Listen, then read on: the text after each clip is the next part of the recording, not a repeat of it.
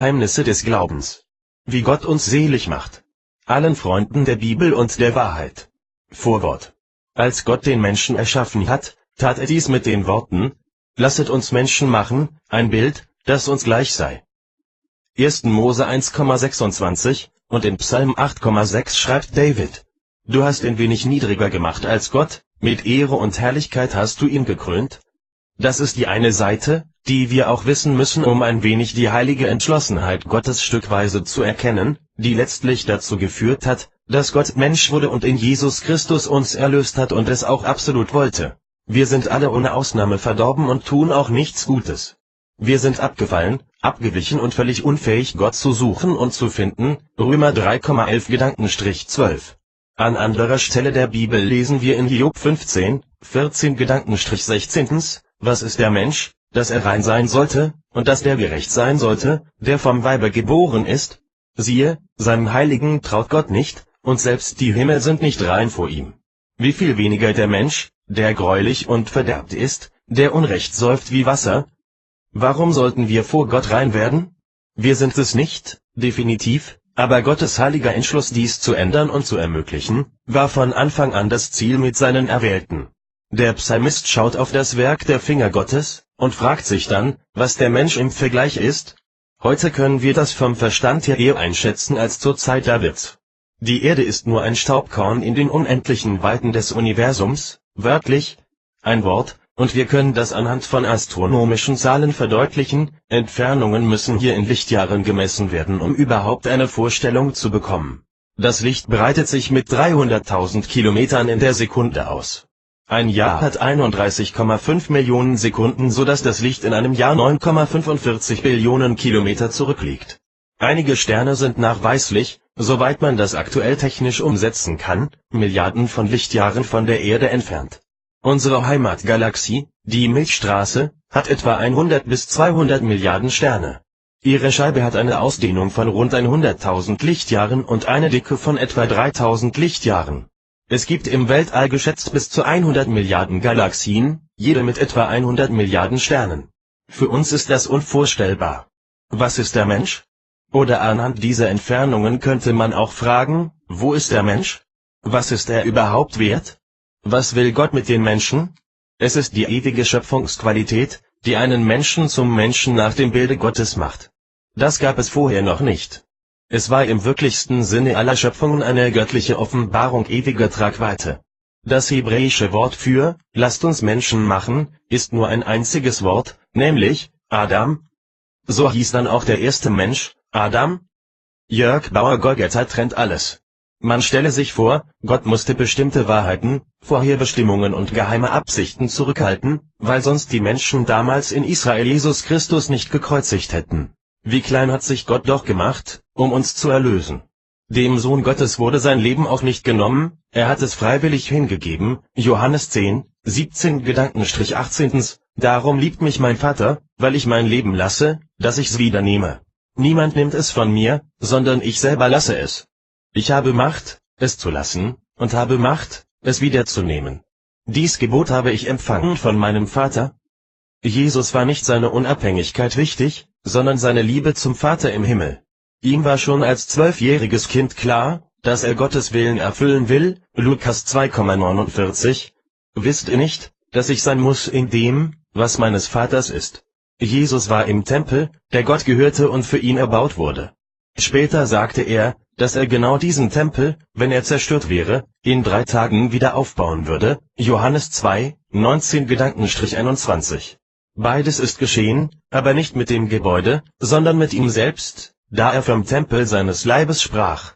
Die Kreuzigung zerstörte seinen Leib, und die Auferstehung am 3. Tage war der Neuaufbau. Durch die Vergebung der Sünden wurden Glaubende eine neue Kreatur. 2. Korinther 5,17 und zum Tempel des Heiligen Geistes. 1. Korinther 6,19. Uns ist es ebenso ergangen wie Jesus Christus, da wir mit gekreuzigt und mit auferstanden sind. Wir stehen zwar äußerlich noch nicht im neuen Glanz da, das kommt noch, wenn auch unser Leib erlöst wird, aber es ist eine geistliche Tatsache, dass wir vom Tod, Abriss, zum Leben, Neuaufbau, gekommen sind durch den Glauben an das Evangelium der Gnade. Wie sehr wir dann strahlen werden in unserer neuen Hütte? hängt auch davon ab, wie wir hier gelebt haben. Es ist ein Geheimnis, warum Gott das Evangelium den Weisen und Klugen verborgen und es den Unmündigen offenbart hat. Matthäus 11, 25-26. Es geht in diesem Geheimnis, so viel ist erkennbar, um eine Vereinigung, das also zusammenkommt, was schon immer zusammengehörte. Das betrifft sowohl das irdische wie das himmlische Leben. Epheser 1, 9-10. Man stelle sich erneut vor, es lebten und leben Menschen auf diesem Planeten, die von Ewigkeit her Gottes Kinder waren. Und dann hat Gott ihnen sozusagen einen Sinn eingepflanzt, um in Jesus Christus den Weg, die Wahrheit und das Leben zu erkennen. Johannes 14,6. Wann und wo das geschieht, ist unterschiedlich. Aber auch hierbei geht nichts ohne den Herrn. Das Böse musste seinen Raum bekommen, damit das Gute offenbart werden konnte. Da Gott das schon vorher wusste, hat er einen Zeitpunkt bestimmt, an dem Golgatha und das Kreuz zum Fixpunkt der Zeiten wurde, an dem Gut und Böse getrennt worden ist. Die Gnade triumphiert deshalb, weil Gott nicht seine Ansprüche heruntergeschraubt hat. Gott ist heilig und kann nicht weniger heilig sein, sondern weil Jesus Christus gesucht und gefunden hat, was verloren war. Lukas 19,10. Was Gott nun finden will, nennt man Vorherbestimmung, Gnade und Gerechtigkeit. In Römer 16, 25-27 lesen wir: Dem aber, der euch stärken kann gemäß meinem Evangelium und der Predigt von Jesus Christus, durch die das Geheimnis offenbart ist, das seit ewigen Zeiten verschwiegen war, nun aber offenbart und kundgemacht ist durch die Schriften der Propheten nach dem Befehl des ewigen Gottes, den Gehorsam des Glaubens aufzurichten unter allen Heiden, dem Gott, der allein weise ist, sei Ehre durch Jesus Christus in Ewigkeit. Amen. Liebe Gottes, Liebe Christi. Gott ist der Schöpfer alles Lebendigen. Er lässt die Sonne über Gerechte, Ungerechte, Gute und Böse aufgehen, und schickt auf beiden den benötigten Regen. Matthäus 5,45. Die Liebe Gottes gilt im allgemeinen Sinne allen Menschen, wie es auch in Johannes 3,16 geschrieben steht. Denn so sehr hat Gott die Welt geliebt, dass er seinen eingeborenen Sohn gab, damit jeder, der an ihn glaubt, nicht verloren geht, sondern ewiges Leben hat. Es gibt aber noch eine weitergehende Liebe, eine aussondernde und suchende Liebe, die ihren Bezugspunkt in der Versammlung, Gemeinde, innerhalb dieser Welt hat, für die Jesus Christus sein Leben hingab. In Johannes 13,1 lesen wir: Vor dem Passafest aber, da Jesus wusste, dass seine Stunde gekommen war, aus dieser Welt zum Vater zu gehen, wie er die Seinen geliebt hatte, die in der Welt waren, so liebte er sie bis ans Ende. Diese Liebe Christi unterscheidet sich von der allgemeinen Liebe Gottes in der Weise, dass es Menschen gab und gibt, die die Liebe Jesu erwidern konnten und wollten, andere nicht. Entsprechend hat Jesus auch eine andere Beziehung zu den Gläubigen und der Gemeinde, als zu den Ungläubigen und der Welt. Das erscheint sogar für den Verstand nachvollziehbar. Dasselbe gilt auch für Israel, im Vergleich zu allen anderen Ländern dieser Erde. Israel gehört die Kindschaft und die Herrlichkeit, der Bund, das Gesetz, der Gottesdienst und die Verheißungen. Römer 9, 3-5. Christus selbst war nach dem Fleisch ein Israelit. Wer Israel antastet, tastet Gottes Augapfel an. Sacharja 2,12. Gott macht Unterschiede, und es ist sein gutes, souveränes Recht. Römer 9, 14-24. Ist es bei uns nicht ebenso?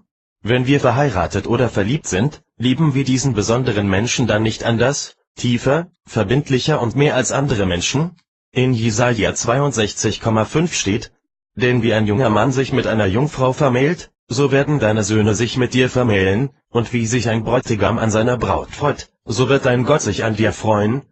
Und die geheiligte Gemeinde, die mit dem gerechten Blut des Sohnes Gottes erkauft wurde, ist die Braut Jesu Christi. In Offenbarung 19, 8-9 lesen wir: Und es wurde ihr gegeben, sich in feine Leinwand zu kleiden, rein und glänzend, denn die feine Leinwand ist die Gerechtigkeit der Heiligen. Und es sprach zu mir: Schreibe, glückselig sind die, welche zum Hochzeitsmahl des Lammes berufen sind. Und es sprach zu mir: Dies sind die wahrhaftigen Worte Gottes. Gottes Liebe in Christus ist die Erfüllung und der Höhepunkt seiner Liebe. Dies ist ein Geheimnis Gottes, was den Herausgerufenen im Evangelium von Jesus Christus offenbart wurde. 1. Johannes 4,9. Was aus Gott geboren ist, überwindet die Welt. 1. Johannes 5,4. Gott ist Liebe. 1. Johannes 4,8. Und das Reich Gottes ist denen verheißen, die ihn lieben. Jakobus 2,5. Gottes Gnade ist für diejenigen unwiderstehlich geworden, die berufen sind. Und wer dies erkennt, ist sich seines Heils auch sicher. In Römer 8, 38-39 schreibt Paulus: Denn ich bin gewiss, dass weder Tod noch Leben, weder Engel noch Fürstentümer noch Gewalten, weder Gegenwärtiges noch Zukünftiges, weder Hohes noch Tiefes, noch irgendein anderes Geschöpf uns zu scheiden vermag von der Liebe Gottes, die in Christus Jesus ist, unserem Herrn. Amen. Der freie Wille. In Jeremia 13,23 schreibt der Prophet: Kann wohl ein Moor seine Haut verwandeln, oder ein Leopard seine Flecken? Dann könnt ihr auch Gutes tun, die ihr gewohnt seid, Böses zu tun. In der Natur der Sünde liegt es, dass sie Menschen verblendet. Und zwar in der Weise, dass sie meinen, sich selbst wieder hinstellen, sich positiv verändern und alles Böse und Schlechte abschütteln zu können.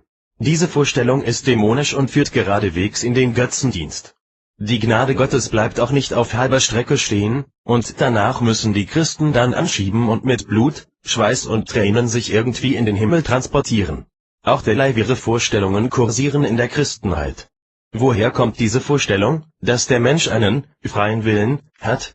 William Tyndale, Stern um 1484 in Noah's Kneebley bei Gloucester, England. 6. September 1536 in Vilvoorde bei Brüssel, war Priester und Gelehrter und übersetzte die Bibel in eine Frühform der modernen englischen Sprache, schrieb folgende Sätze: Warum öffnet Gott dem einen Menschen die Augen, dem anderen nicht? Paulus verbietet, Römer 9, die Frage nach dem Warum, denn sie ist zu tief für das menschliche Fassungsvermögen. Uns genügt es zu sehen, dass Gott dadurch geehrt wird und dass seine Gnade in den Gefäßen der Gnade erzeigt und umso mehr sichtbar wird. Aber die Papisten gönnen Gott keine Geheimnisse, die nur er kennt. Sie haben versucht, den Boden seiner bodenlosen Weisheit zu erforschen, und weil sie das Geheimnis nicht aufdecken konnten, aber zu stolz sind, es ungelöst zu lassen und zuzugeben, dass sie unwissend sind, wie der Apostel, der nichts wusste als die Herrlichkeit Gottes in den Auserwählten, darum gehen sie hin und richten zusammen mit den heidnischen Philosophen den freien Willen auf und sagen, der freie Wille des Menschen sei der Grund, aus dem Gott den einen erwählt und einen anderen nicht. Damit widersprechen sie allem, was die Schrift lehrt. Die Bibel bestätigt an vielen Stellen die Unfähigkeit des Menschen, sich Gott zu nähern oder überhaupt etwas von ihm zu wollen und zu suchen. In Johannes 15, 16 steht zum Beispiel: Nicht ihr habt mich erwählt, sondern ich habe euch erwählt und euch dazu bestimmt, dass ihr hingeht und Frucht bringt und eure Frucht bleibt, damit der Vater euch gibt, was auch immer ihr ihn bitten werdet in meinem Namen. Wenn wir uns tatsächlich für Gott entscheiden, dann nur aufgrund der Tatsache, dass Gott sich zuvor für uns entschieden hat. Und dies völlig souverän und aus freien Stücken. Gott ist Geist und Wahrheit, Johannes 4,24. Und die Wahrheit ist auch, dass Gott sich klein gemacht hat und selbst beschränkt, um die Erwählten am Kreuz zu erlösen. Wir haben auf viele Dinge, die unser Menschsein betrifft, keinerlei Einfluss.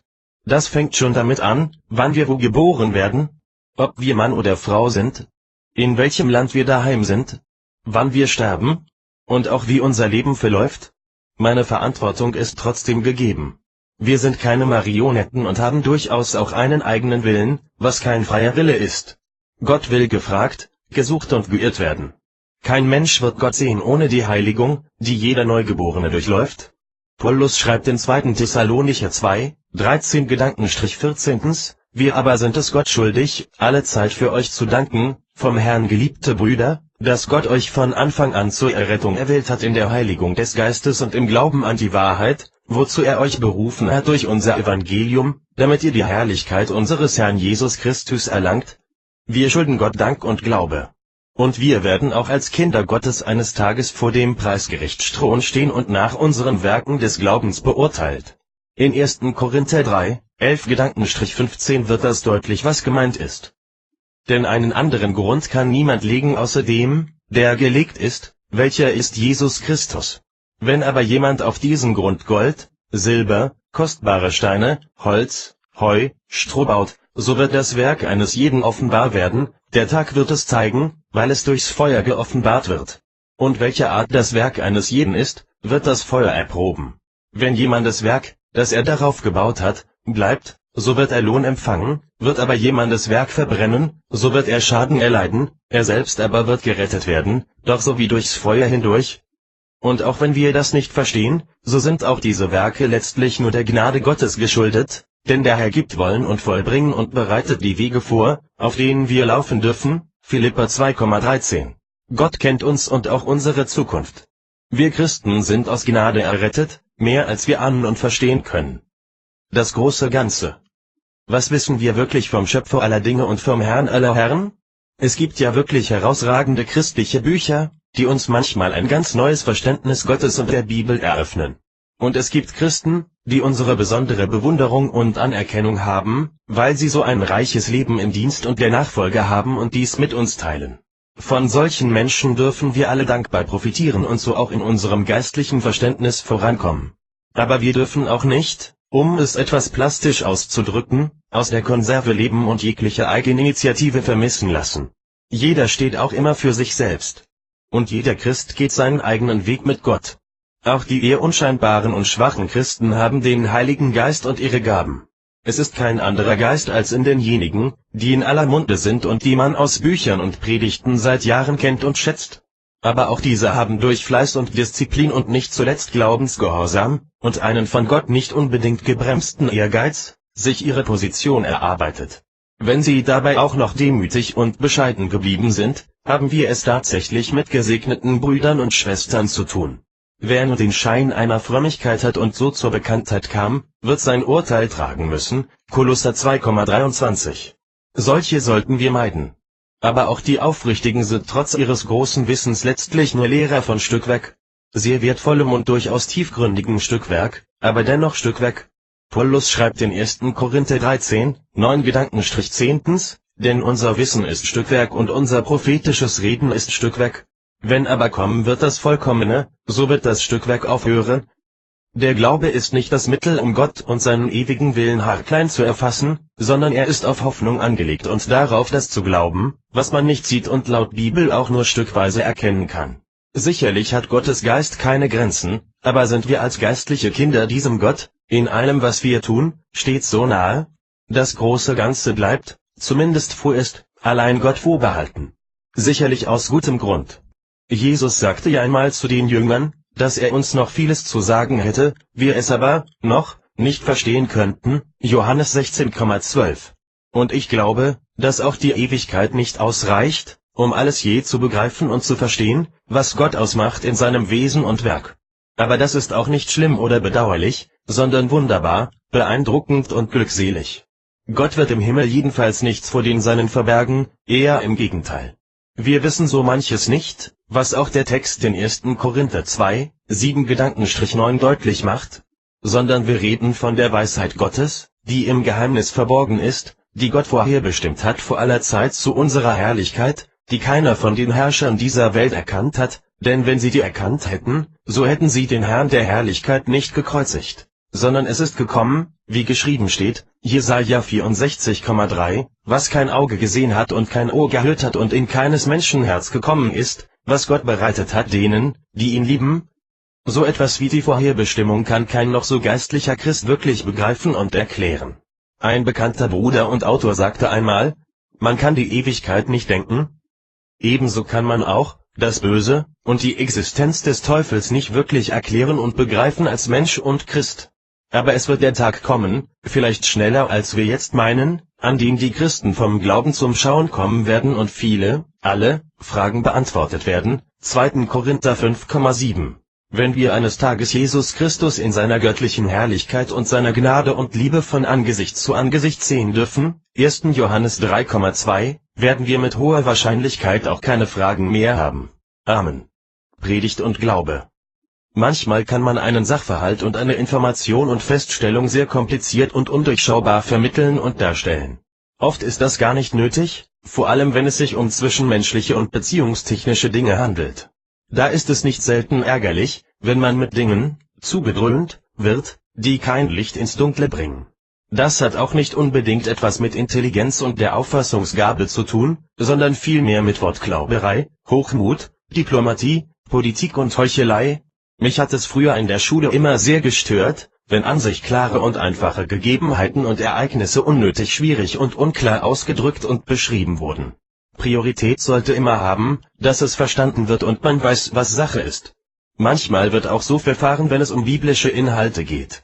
Da schreckt man die Leute eher ab, als dass man sie gewinnt und motiviert, wenn aus dem Wort Gottes ein hieroglyphenartiges, staubtrockenes Erkenntniswirrwarr gemacht wird. Auf diese Weise bleiben Menschen eher ahnungslos als gut informiert zurück. Ein Grund mag eine gewisse, unbeteiligte Distanz sein. Wenn das Herz an Wärme verliert, reagiert meist nur noch der kühle Verstand. Das ist für den Zuhörer dann manchmal schwer zu verdauen. Gottes Wort und seine Gebote sind nicht schwer, 1. Johannes 5,3. Dies sagte derjenige, der als Mensch das schwerste Leben auf Erden hatte als sonst einer, Jesus Christus.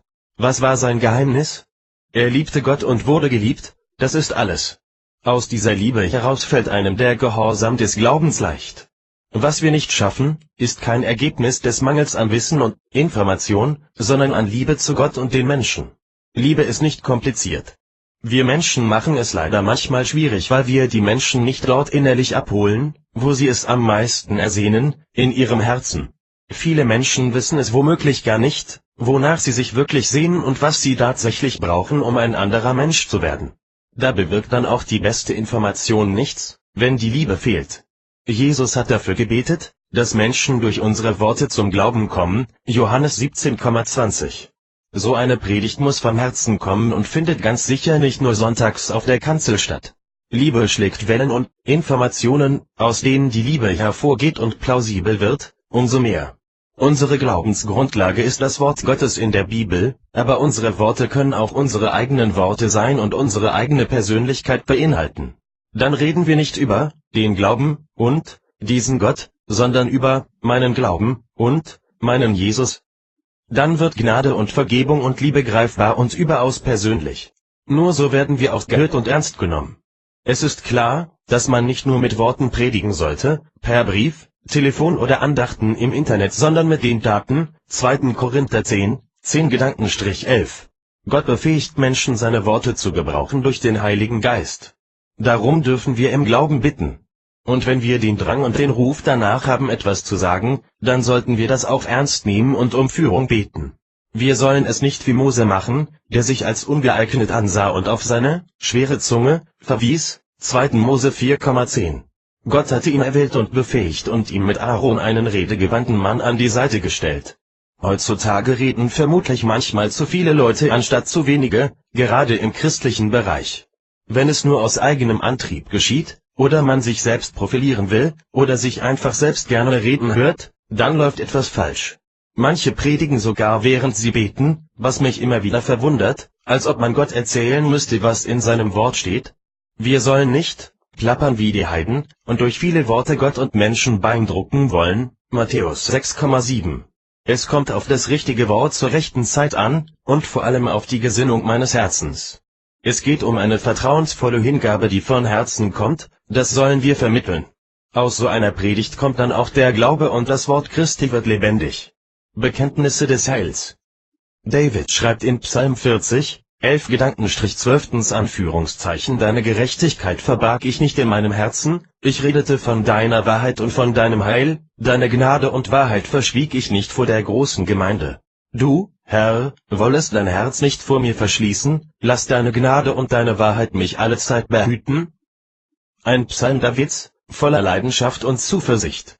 Er lobt Gottes Gerechtigkeit, seine Liebe und Aufmerksamkeit.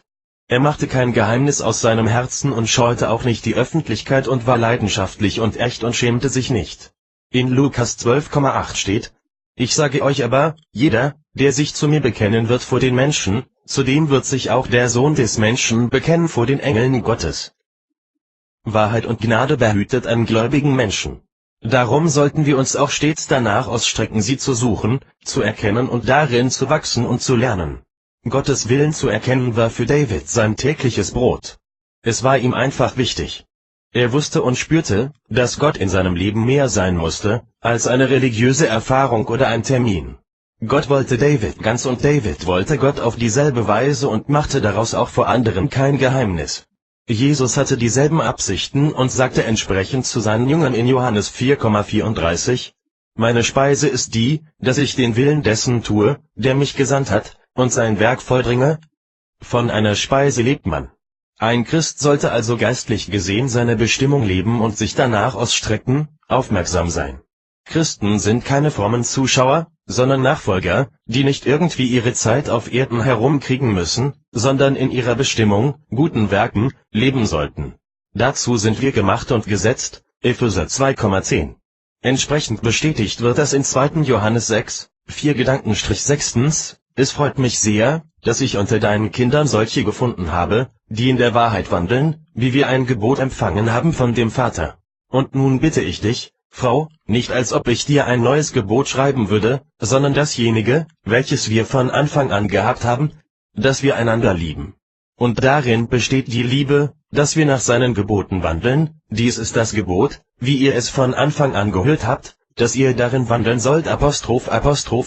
Gottes Gebote sind nicht schwer, 1. Johannes 5,3, und es sind Gebote der Liebe und der Freundlichkeit. Wir werden also aufgefordert, Liebe weiterzugeben, und dies beinhaltet eben auch die Wahrheit, Gerechtigkeit, die Gnade und das Heil, alles vereint in der Person Jesus Christus, dem eingeborenen Sohn Gottes, der zur Vergebung unserer Sünden am Kreuz gestorben und von den Toten auferstanden ist zu unserer Gerechtigkeit. Verschweigen wir das nicht. Wo immer wir Gelegenheit dazu haben, diese erfahrene Wahrheit zu leben und zu verkünden, sollten wir es tun. So werden wir Zeugen der Hoffnung, auch wenn man über uns lacht oder uns für naiv, betriebsblind und unlogisch hält. Es ist Gottes Prinzip, die Logik der Welt auf den Kopf zu stellen und durch törichte Predigt, 1. Korinther 1, 18-30, diejenigen zu segnen und zu erlösen, die daran glauben. Eben weil es die Weisheit dieser Welt als etwas Unwahres ansieht, dass es einen lebendigen, persönlichen Gott und Schöpfer gibt. Alles hat eine Ursache. Und die erste Ursache ist für gläubige Menschen Gott. Er steht am Anfang und am Ende auch unseres Glaubenslebens. In Hebräer 12, 1-3 steht demnach: Da wir nun eine solche Wolke von Zeugen um uns haben, so lasst uns jede Last ablegen und die Sünde, die uns so leicht umstrickt, und lasst uns mit Ausdauer laufen in dem Kampf, der vor uns liegt, indem wir hinschauen auf Jesus, den Anfänger und Vollender des Glaubens, der in der vor ihm liegenden Freude willen das Kreuz erduldete und dabei die Schande für nichts achtete, und der sich zur Rechten des Thrones Gottes gesetzt hat. Achtet doch auf ihn, der solchen Widerspruch von den Sündern gegen sich erduldet hat, damit ihr nicht müde werdet und den Mut verliert. Prädestination. Paulus schreibt in seinem Brief in Römer 9, 15-16 Anführungszeichen: Wem ich gnädig bin, dem bin ich gnädig, und wessen ich mich erbarme, dessen erbarme ich mich. So liegt es nun nicht an jemandes Wollen oder Laufen, sondern an Gottes Erbarmen. Prädestination, Vorherbestimmung, ist der persönliche, unerforschliche Ratschluss Gottes mit personalem Charakter über das ewige Heil oder die ewige Verdammnis des Menschen. Wen begnadigt Gott? Nicht nur im Hinblick auf die missionarischen Aktivitäten ist dies eine wichtige Frage. Anhand einiger biblischer Aussagen und Ereignisse können wir eine Antwort finden. Ganz oben steht, dass Gott gerecht und niemals ungerecht ist, Römer 9,14. Das ist die Grundaussage, von der wir ausgehen müssen und auch dürfen. Der Aufruf zum Heil gilt allen Menschen und Gott gebietet jedem Menschen an allen Enden die Umkehr und Buße, Apostelgeschichte 17,30-31. Es sollte daher kein Geheimnis eines gerechten Gottes sein, dass er nur die Menschen annehmen und erlösen kann und will, die es auch wollen und dann können. Gott verhandelt nicht über die Sünde, sondern er kann sie nur vollständig vergeben oder vollständig den Menschen lassen. Schlimm und fatal ist es, wenn Gott zu unserem Nein einmal endgültig Ja sagen muss. Gott kennt die Zukunft und er kennt unser Herz. Das Heilsverfahren, um es einmal so zu nennen, ist allein Gottes Sache. Also das in Gang bringen, der Reinigung und die gleichzeitige Neuerschaffung, Wiedergeburt, das ist die Aussage des Eingangstextes. Die Bereitschaft, sich seine Schuld vergeben zu lassen, setzt die Einsicht voraus, dies auch nötig zu haben und selbst nichts dazu beitragen zu können außer dem hoffnungsvollen Glauben. Man kann auch Buße suchen und keinen Raum dafür finden, Hebräer 12,17. Der Glaube ist nicht logisch oder eine mathematische Gleichung, wo das eine immer zum anderen führen muss. Das ist, wie erwähnt, Gottes Sache, wenn die Buße zum Heil führt. Jesus fragte den blinden Bartimäus, was er für ihn tun solle, Markus 10,51-52. Fragte Jesus, weil er nicht wusste, dass der blind war? Keineswegs, sondern er wollte von ihm hören, dass er sehend werden wollte. Abonnieren, dass ich sehend werde. Jesus aber sprach zu ihm: Geh hin, dein Glaube hat dir geholfen. Und sogleich wurde er sehend. Der Wunsch des Blinden hat ihn nicht sehend gemacht. Denn diesen Wunsch hatte er sicherlich schon viele Jahre zuvor, ohne dass er erfüllt wurde. Erst als Jesus seinen Weg kreuzte, wurde er sehend. Das Wirken Gottes bewirkte dieses Wunder. Er ist durch den Glauben gesund geworden, nicht durch seine Absichtserklärung sehen zu wollen und seine eidesstattliche Versicherung, blind zu sein. Das wusste Jesus selbst. Gnade durch Glauben, nicht durch Werke, Epheser 2,8-9, auch nicht das Werk eines selbstproduzierten Glaubens, Religiosität, sondern durch die Gnade des Glaubens zum ewigen Heil. Das ist der Weg von der Dunkelheit zum Licht. Bartimäus wurde sehend und wir lesen: Und er folge ihm nach auf dem Wege, Markus 10,52. Er sah den Weg der Nachfolge. Er wurde also in zweifacher Weise sehend und es ging ihm nicht allein darum, körperlich wieder sehen zu können. Jesus hat das bemerkt und gehandelt. Wie wird er bei dir handeln? Gottes Offenbarung. Gott beweist sich nicht, sondern er offenbart sich. Man kann zwar logische Schlussfolgerungen ziehen, alles was existiert, hat eine Ursache, aber was dann am Ende feststeht, kann wiederum hinterfragt werden: Was ist die Ursache für Gott? So ein Zirkelschluss hat das Problem, dass man von einer festen Konstante ausgehen muss, Gott. Ohne Glauben ist das aber nicht möglich. Damit es schlüssig wird, darf ich Gott suchen. Eine Offenbarung macht eine Wahrheit richtig, aber keinesfalls eine Lüge wahr. Gott lässt sich finden. Das ist etwas überaus Großes und Wunderbares. Auf diese Weise werden dann alle logischen Beweise und Argumente wahr, nachvollziehbar und greifbar. Sie bekommen eine geistliche Komponente, die mir Gewissheit, Freude, Sicherheit und Frieden schenkt. Ein Frieden, der über jeden Verstand und Logik geht, Philipper 4,7, und der Friede Gottes, der höher ist als alle Vernunft, bewahre eure Herzen und Sinne in Christus Jesus. Das bedeutet nicht, dass der Verstand ausgeschaltet, sondern auf eine göttliche, wunderbare Art und Weise neu eingeschaltet wird. Es gibt eine Wahrheit und Wahrnehmung derselben, die über alles irdische Nachdenken und Erkennen hinausgeht. Wer kann Gott erfassen, wenn nicht Gott unser Fassungsvermögen durch seinen Geist berührt? Wir werden dadurch nicht unbedingt intelligenter, aber wir erfahren, dass Gott eine Veränderung in uns bewirkt hat, die uns glauben lässt. Paulus schreibt in Epheser 1,9-10, denn Gott hat uns wissen lassen das Geheimnis seines Willens nach seinem Ratschluss, den er zuvor in Christus gefasst hatte, um ihn auszuführen, wenn die Zeit erfüllt wäre, dass alles zusammengefasst würde in Christus, was im Himmel und auf Erden ist. Paulus hatte viel Verstand und Wissen und er hat sich vor seiner Bekehrung auch intensiv mit Gott und dem Gesetz im Alten Testament auseinandergesetzt.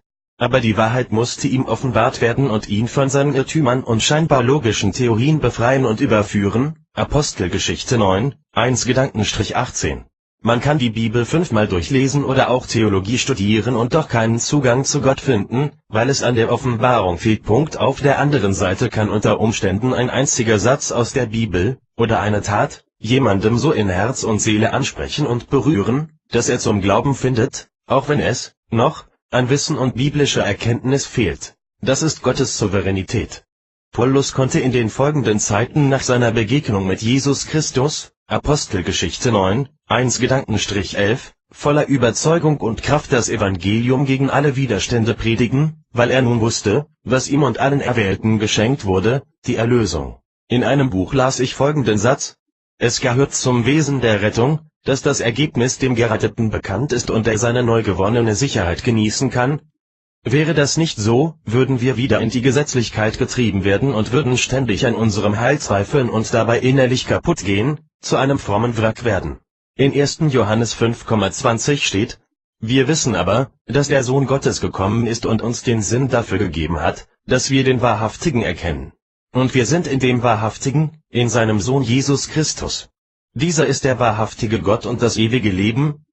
Gefühle können uns manchmal in die Irre führen und der Verstand ist nicht selten ein Betrüger, aber die Offenbarungen Gottes können beides, nämlich die Gefühle und den Verstand so miteinander verbinden, dass sie uns in der Nachfolge kein Hindernis, sondern eine Hilfe sind. Aber selbst wenn Gefühle und Verstand nachlassen oder wir krank werden, leitet uns der Geist Jesu dennoch in alle Wahrheit und vertritt uns vor Gott. Römer 8,26-28. Desgleichen hilft auch der Geist unserer Schwachheit auf. Denn wir wissen nicht, was wir beten sollen, wie sich's gebührt, sondern der Geist selbst vertritt uns mit unaussprechlichem Seufzen. Der aber die Herzen erforscht, der weiß, worauf der Sinn des Geistes gerichtet ist, denn er vertritt die Heiligen, wie es Gott gefällt. Wir wissen aber, dass denen, die Gott lieben, alle Dinge zum Besten dienen, denen, die nach seinem Ratschluss berufen sind.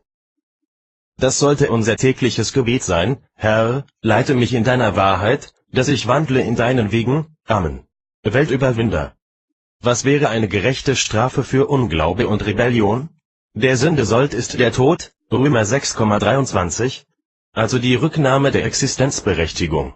Darum sterben wir auch, ohne Ausnahme. Darum wurde Gott Mensch, das ist die Entscheidung des allmächtigen Gottes gewesen, die im Himmel große Aufregung verursachte. Gottes ewiger Plan kam zur Anwendung. Was wir als Strafe verdient haben, hat Gott auf sich genommen und die Schuld bezahlt. Die Schuld, die dem Verkläger der Brüder, Offenbarung 12,10, das letzte Argument wegnahm, es ist bezahlt.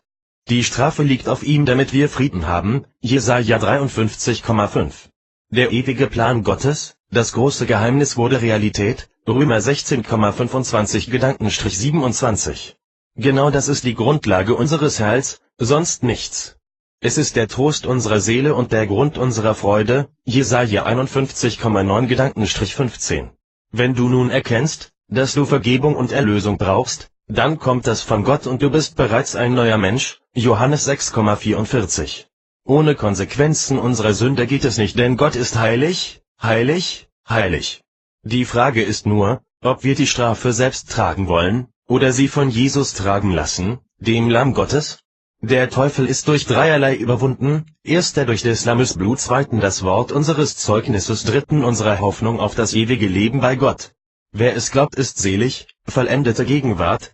Lukas 1,45, in Offenbarung 3,5 lesen wir: Wer überwindet, der soll mit weißen Kleidern angetan werden, und ich werde seinen Namen nicht austilgen aus dem Buch des Lebens, und ich will seinen Namen bekennen vor meinem Vater und vor seinen Engeln. Das Gegenteil von einem getragenen Überwinder ist ein wankelmütiger Mitläufer.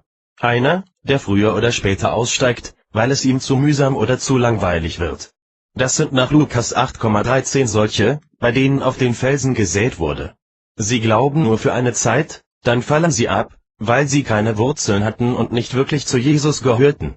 Wer an die Vergebung seiner Sünden glaubt, weil er verstanden hat, diese Gnade bitter nötig zu haben, dem wird sein Glaubensleben auch nicht langweilig, sondern eine selige Verpflichtung seines erneuerten Herzens.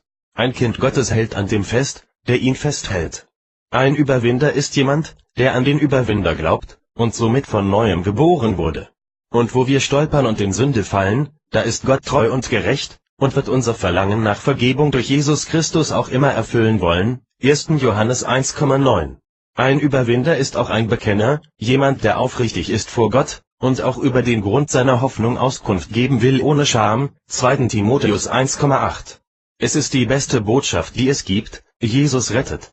Es gilt, was wir in 1. Johannes 5, 4 Gedankenstrich 5 lesen und im Glauben annehmen dürfen: Denn alles, was von Gott geboren ist, überwindet die Welt, und unser Glaube ist der Sieg, der die Welt überwunden hat. Wer ist es aber, der die Welt überwindet, wenn nicht der, der glaubt, dass Jesus Gottes Sohn ist? Geduldete Ahnungslosigkeit. Was wir verstehen, damit können wir normalerweise auch angemessen umgehen. Fehler, Fehleinschätzungen, Unüberlegtes, Dummes und Oberflächliches und so weiter entsteht meist aus einer gewissen Unwissenheit, Vorehrlichkeit und Ahnungslosigkeit heraus. Es ist wahr, hätten die Menschen seiner Zeit wirklich erkannt, wer Jesus Christus ist, sie hätten sich eher selbst umgebracht, als den Sohn Gottes ans Kreuz zu schlagen.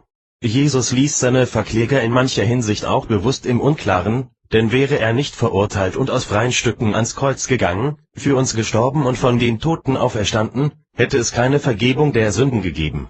Hätte Jesus sich gewehrt und hätte er seine Macht genutzt, um die wütenden Menschen von sich fernzuhalten, wir hätten wahrlich, ausgesehen, Matthäus 26, 53 Gedankenstrich 54. Oder meinst du, ich könnte meinen Vater nicht bitten, dass er mir sogleich mehr als 12 Legionen Engel schickte? Wie würde dann aber die Schrift erfüllt, dass es so geschehen muss? Darum ging es, Gott wollte es so, aus Liebe, Sorge, Gnade und Barmherzigkeit. Bei den Römern bestand eine Legion aus 4.000, 6.000 Soldaten. Im Alten Testament hat ein Engel in einem Augenblick 185.000 Feinde Israels vernichtet, Jesaja 37,36. Jesu Ausspruch am Kreuz: Vater, vergib ihnen, denn sie wissen nicht, was sie tun.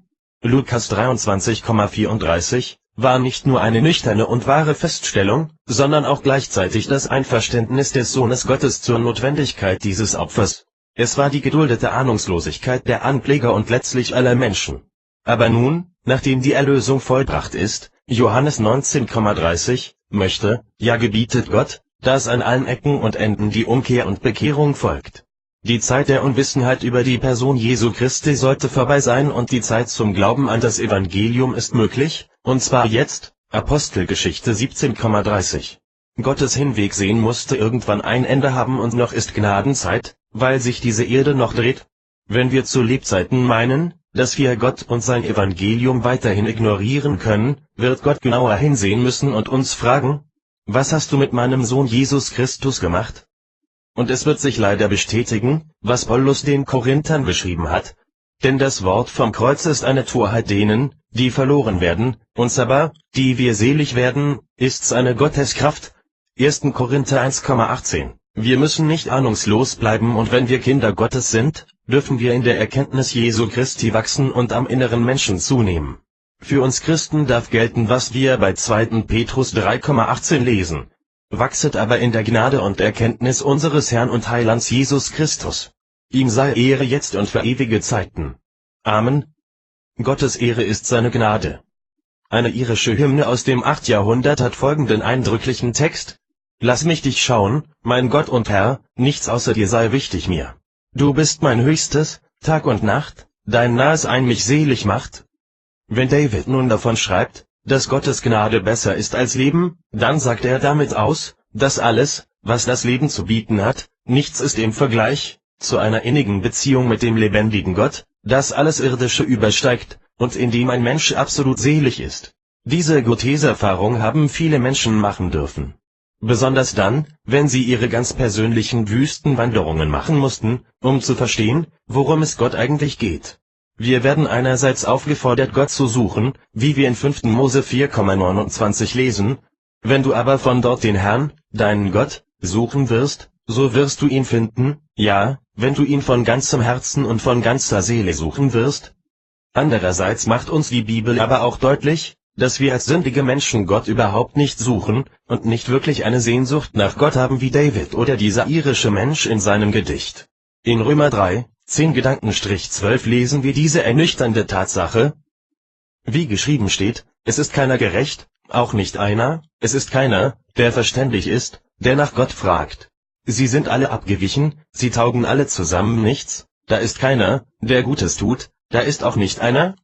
Spätestens hier wird deutlich, dass dies, was David und andere erleben und ersehen, nicht aus ihnen selbst kommen konnte. Gott ist seine Ehre wirklich wichtig. Und wie könnte er das besser deutlich machen und einem gefallenen Menschen vor Augen stellen, als durch die Gnade im Evangelium und dass er seinen Auserwählten hierfür die Augen geöffnet hat, ihre Seele berührte? In Philipper 2,13 lesen wir: Denn Gott ist es, der in euch sowohl das Wollen als auch das Vollbringen wirkt nach seinem Wohlgefallen.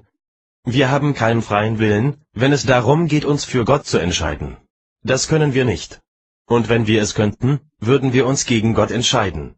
Wir können Gott nur dann erkennen, wenn wir zuvor von Gott erkannt sind. Und wir können Gott nur dann lieben, wenn er uns zuvor geliebt hat. In Johannes 6,37 sagt Jesus: Alles, was mir der Vater gibt, wird zu mir kommen, und wer zu mir kommt, den werde ich nicht hinausstoßen. Also müssen wir das so verstehen, dass wir die wahre Freiheit dadurch erfahren, dass wir Gottes allumfassende Gnade in allen Dingen des Lebens und der Erlösung anerkennen, und nicht meinen, ich habe mich für Gott entschieden und Gott musste dann auf mich reagieren. Sowohl die Buße als auch der Glaube kommt ausschließlich von und durch Gott. Hierin ist der Herr absolut souverän und frei. In Hebräer 10,14 lesen wir: Denn mit einem einzigen Opfer hat er die für immer vollendet, welche geheiligt werden. Das ist eine sehr interessante Formulierung, die wir aufmerksam lesen sollten.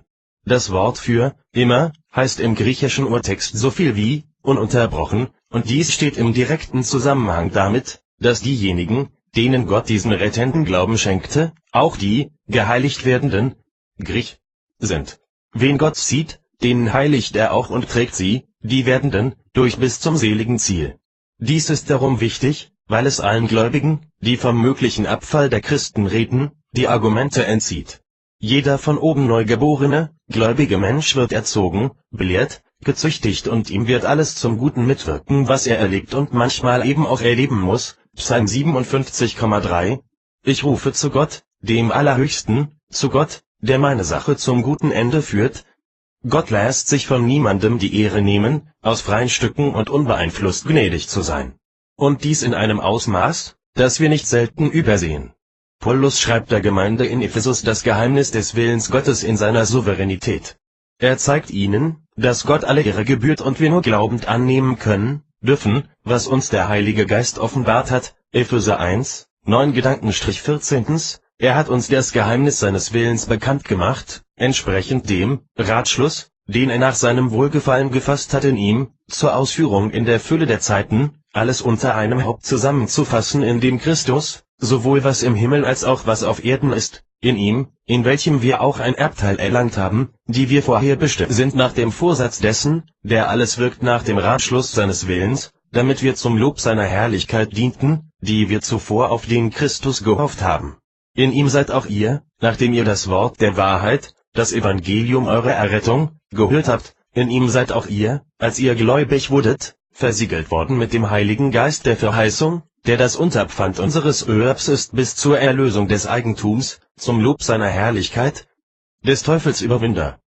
Die Sünde war kein Betriebsunfall, sie hat vielmehr die ewige Ordnung und die absolute Wahrheit versucht zu unterwandern und zu zerstören. Der Vater der Lüge, Johannes 8,44, wollte, sein Reich, auf einer Lüge aufbauen und der Mensch stand ihm dabei im Weg. Es gab eine Zeit im Himmel, in der Mächte und Gewalten herrschten, von denen wir noch keine Ahnung haben. Ab einem bestimmten Zeitpunkt herrschte offener Krieg zwischen den Himmelsmächten. Es gab eine gewaltige Auseinandersetzung zwischen den verfeindeten Engeln, Jesaja 14,12 14. Sünde ist der Versuch der Erhebung gegen Gott. Sie ist eine große Dummheit, eine Rebellion ohne Sinn und Zweck, weil sie letztlich nur Schwachheit, Bosheit, Hass, Eifersucht, Größenwahn und Trennung hervorruft. Das geht gar nicht anders. Warum sollte Gott nicht Gott sein können, wenn er es doch ist? Das Gift des Teufels war und ist seine Eifersucht, auf Gott und auf uns Menschen. Seine selbstgesuchte Blindheit und Arroganz gegenüber der Wahrheit und dem Willen Gottes, hat ihn zu dem gemacht, was er ist, die alte Schlange, das Böse, der Antichrist und der Verführer.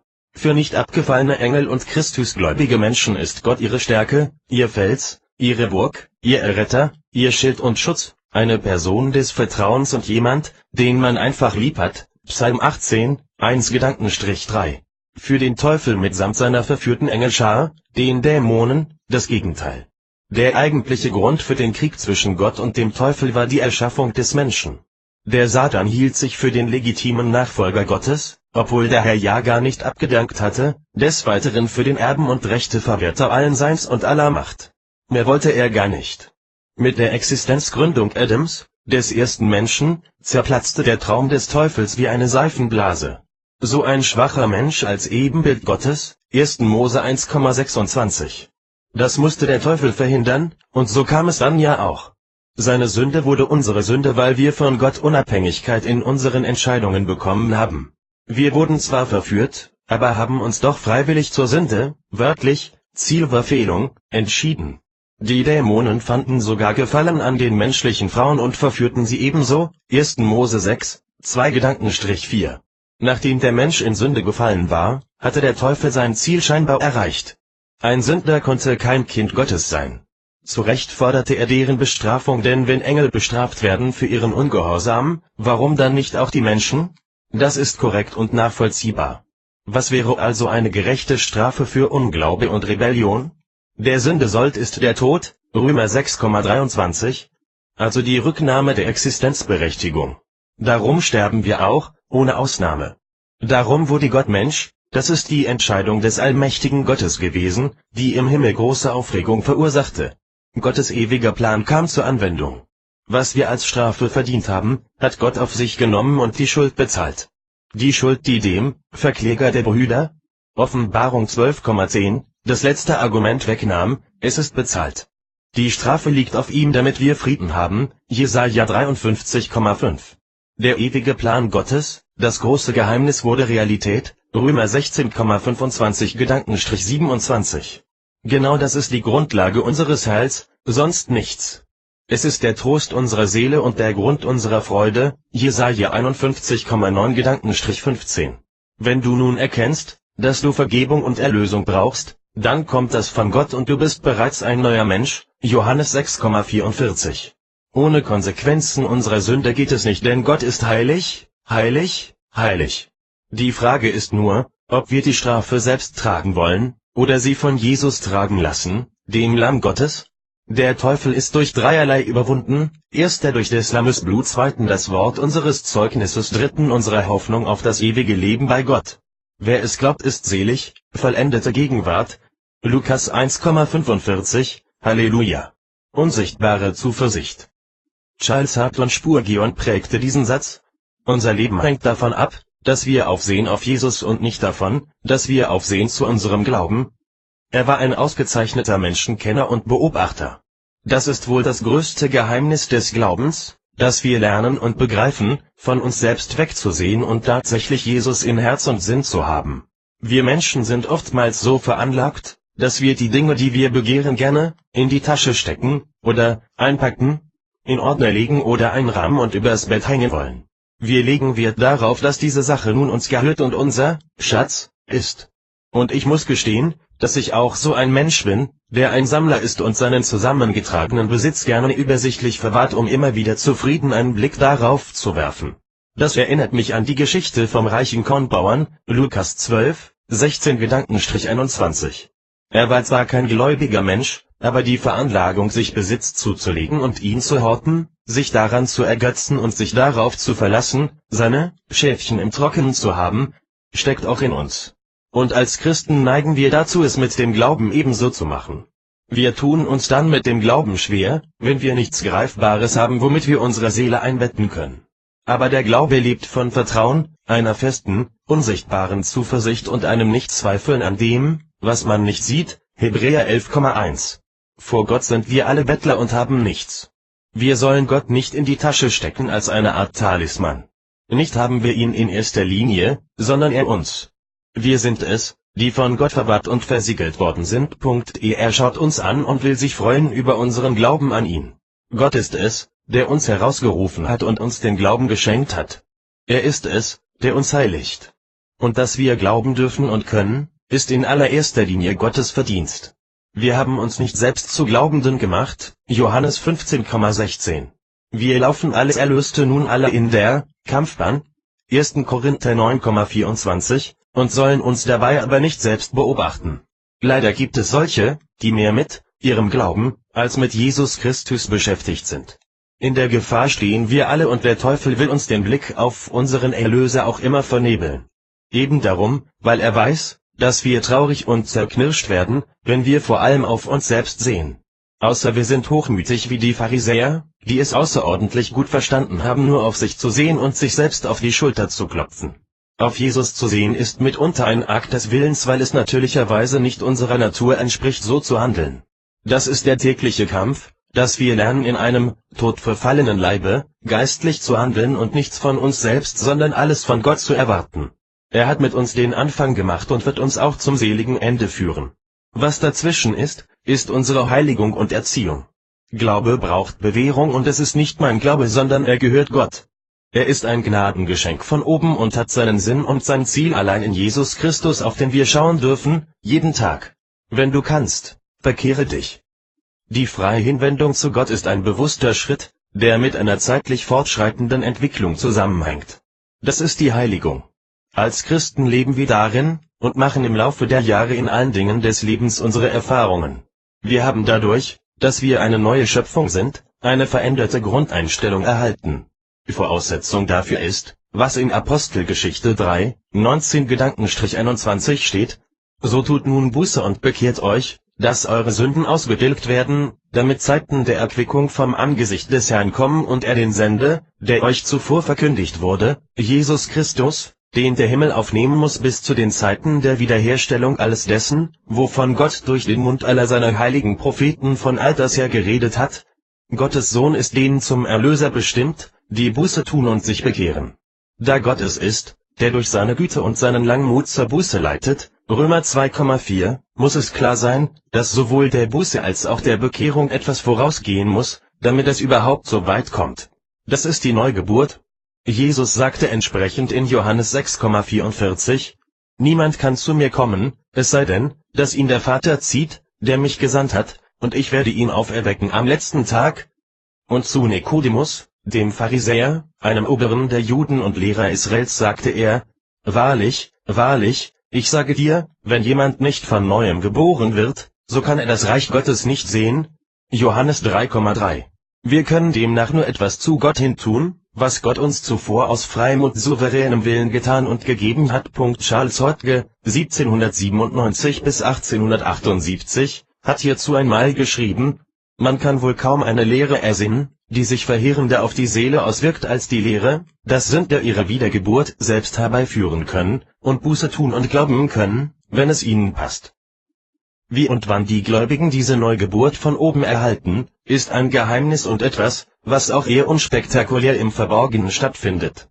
Jedenfalls lesen wir in der Bibel, dass dies vor Grundlegung der Welt geschehen ist, Epheser 1, 4 5. Denn in ihm hat er uns erwählt, ehe der Welt Grund gelegt war, dass wir heilig und untadelig vor ihm sein sollten, in seiner Liebe hat er uns dazu vorher bestimmt, seine Kinder zu sein durch Jesus Christus nach dem Wohlgefallen seines Willens. Die Bibel betont es an vielen Stellen, dass kein Mensch durch Werke gerecht wird, unter anderem Galater 2,16. Dies beinhaltet nicht zuletzt auch das Werk, das man meint durch den selbstverordneten Glauben zu tun. Doch keiner, der heute ausharrend, bleibend, gläubig ist, hat sich selbst erwählt, Johannes 15,16, oder ist aus eigenem Antrieb zur Buße gekommen. Gott ist der Handelnde, und wer immer den Ruhm und die Ehre des rettenden Glaubens direkt oder indirekt bei sich selbst sieht, sucht oder vermutet, irrt sich gewaltig.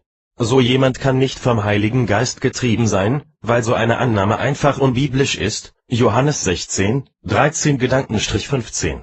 Es gilt, was schon in Jeremia 31,18 steht, bekehre du mich, so will ich mich bekehren, denn du, Herr, bist mein Gott. Unbewusstes Glaubensleben.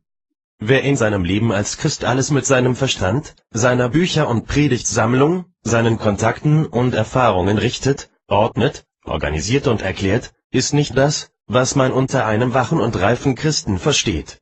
Wer Gott stets bewusst dienen will, und nicht wenige sehen das so und wollen es so umsetzen, so wie Gott immer bewusst ergeben sein wollen, stehen dem wahren Leben in Gott eher unsicher und zu kopflastig gegenüber. Mit dem Begriff Bewusstsein, lateinisch conscientia gleich, mit Wissen, sind Gedanken, Emotionen, Wahrnehmungen und Erinnerungen gemeint. Was genau bedeutet dies? Unser Reifezustand spiegelt sich durch das Bewusstsein eines Kindes, Lukas 18,17, so sollen wir das Reich Gottes annehmen. Ein Kind ist sich seines Selbst nicht bewusst und würde nie auf die Idee kommen, von Gott gebraucht zu werden und ihm bewusst mit allem Ernst nachzufolgen. Was tun wir eigentlich, wenn wir für Gott arbeiten? Viele sind da sehr tüchtig, aber nicht selten ist es reiner Aktionismus und eben ein bewusst unkindliches Verhalten, was den Glauben an Gott und das Annehmen von Gottes Reich betrifft. Leider sind manche so in ihre eigene, erwachsene Schaffenskraft verliebt, dass sie darüber den Glauben vergessen und Gott ihnen einmal sagen könnte, ich habe euch nie gekannt, weicht von mir ihr Übeltäter. Matthäus 7,23. Ins Himmelreich kommen diejenigen, die den Willen des Vaters tun. Hier steht der Glaube an die Vergebung der Sünden an erster Stelle. Gott gebietet die Umkehr und Buße, Apostelgeschichte 17,30. Mit der Bekehrung erhalten wir auch den Heiligen Geist und tauchen damit sozusagen in eine neue Welt und Dimension ein. Es ist klar, dass wir nun auf andere Art und Weise mit uns selbst umgehen sollten als zuvor, weil wir nicht mehr alleine sind, sofern wir daran glauben. Man kann auch einsam unter vielen sein und andersherum.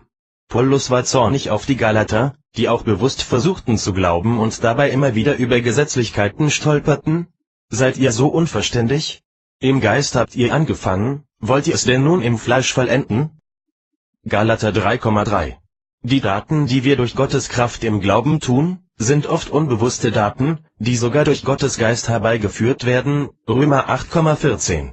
Das Wollen und auch das Vollbringen ist immer von Gott bewirkt. Philipper 2,13. Ein Kind Gottes ist es nicht bewusst, ebenso wie ein Heiliger unbewusst ein Heiliger ist und ein wahrhaft demütiger Mensch das nie bewusst sein kann. Wie Jesus Christus in einem Gläubigen lebt, entzieht sich unserer Wahrnehmung und unserem Wissen und unserer Erfahrung. Wir wissen, dass Gott bei uns ist, das genügt. Ein Kind verhält sich anders, wenn der geliebte Vater oder die geliebte Mutter da ist, aber nicht bewusst. Paulus schreibt an die Galater: Ich lebe, doch nun nicht ich, sondern Christus lebt in mir. Denn was ich jetzt lebe im Fleisch, das lebe ich im Glauben an den Sohn Gottes, der mich geliebt hat und sich selbst für mich dahingegeben. Galater 2,20.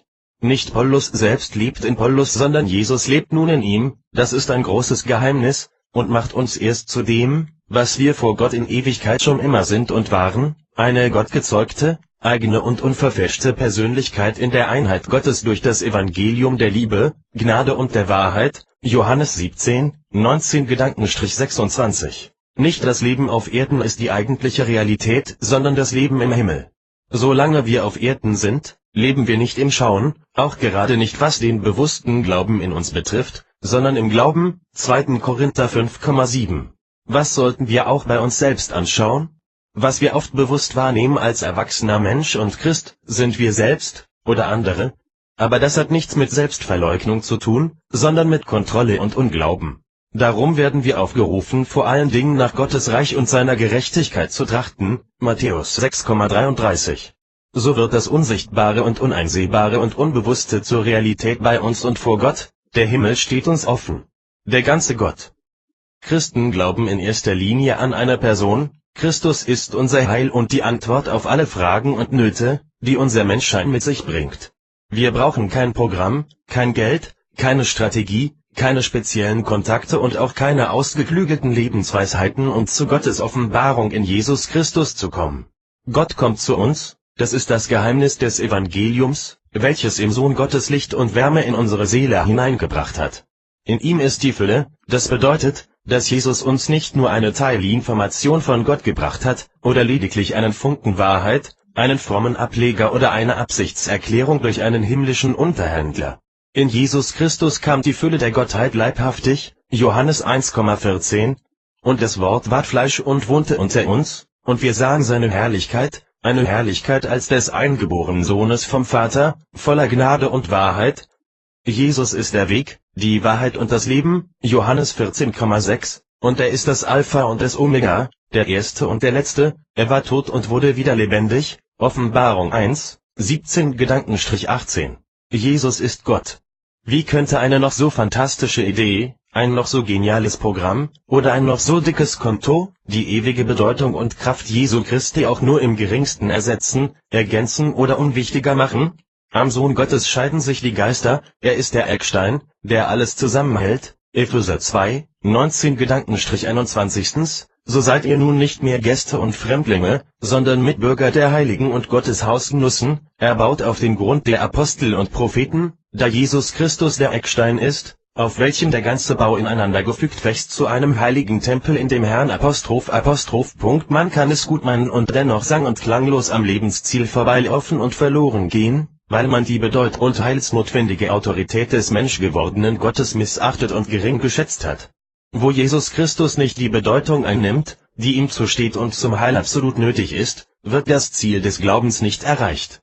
In Johannes 12, 44-46 steht: Jesus aber rief: Wer an mich glaubt, der glaubt nicht an mich, sondern an den, der mich gesandt hat. Und wer mich sieht, der sieht den, der mich gesandt hat.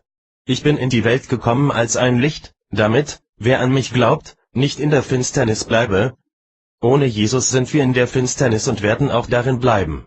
Hätte Gott in seiner souveränen, gerechten und freien Entscheidung nicht die lebendig gewordene Gnade und Erlösung, sich selbst, in die dreidimensionale Welt geschickt, wären wir ewig verloren und hätten es auch nicht anders verdient. Niemand hat ein Recht auf Gnade. Wer zu denen gehört, der an die Vergebung der Sünden glaubt, ist nicht besser als andere. Keiner hat je nach Gott gefragt und konnte sich ein Leben ohne Sünde überhaupt noch vorstellen. Römer 2,4. Darum sagte Jesus in Johannes 6,44, es kann niemand zu mir kommen, es sei denn, ihn ziehe der Vater, der mich gesandt hat, und ich werde ihn auferwecken am jüngsten Tage. Gottes Gnade muss für uns nicht erklärbar, aber glaubbar sein. Das muss genügen, dass wir einsehen, allein aus Gnade gerettet zu sein, ohne Verdienst oder Anspruch. Gott ist groß, Psalm 108,5.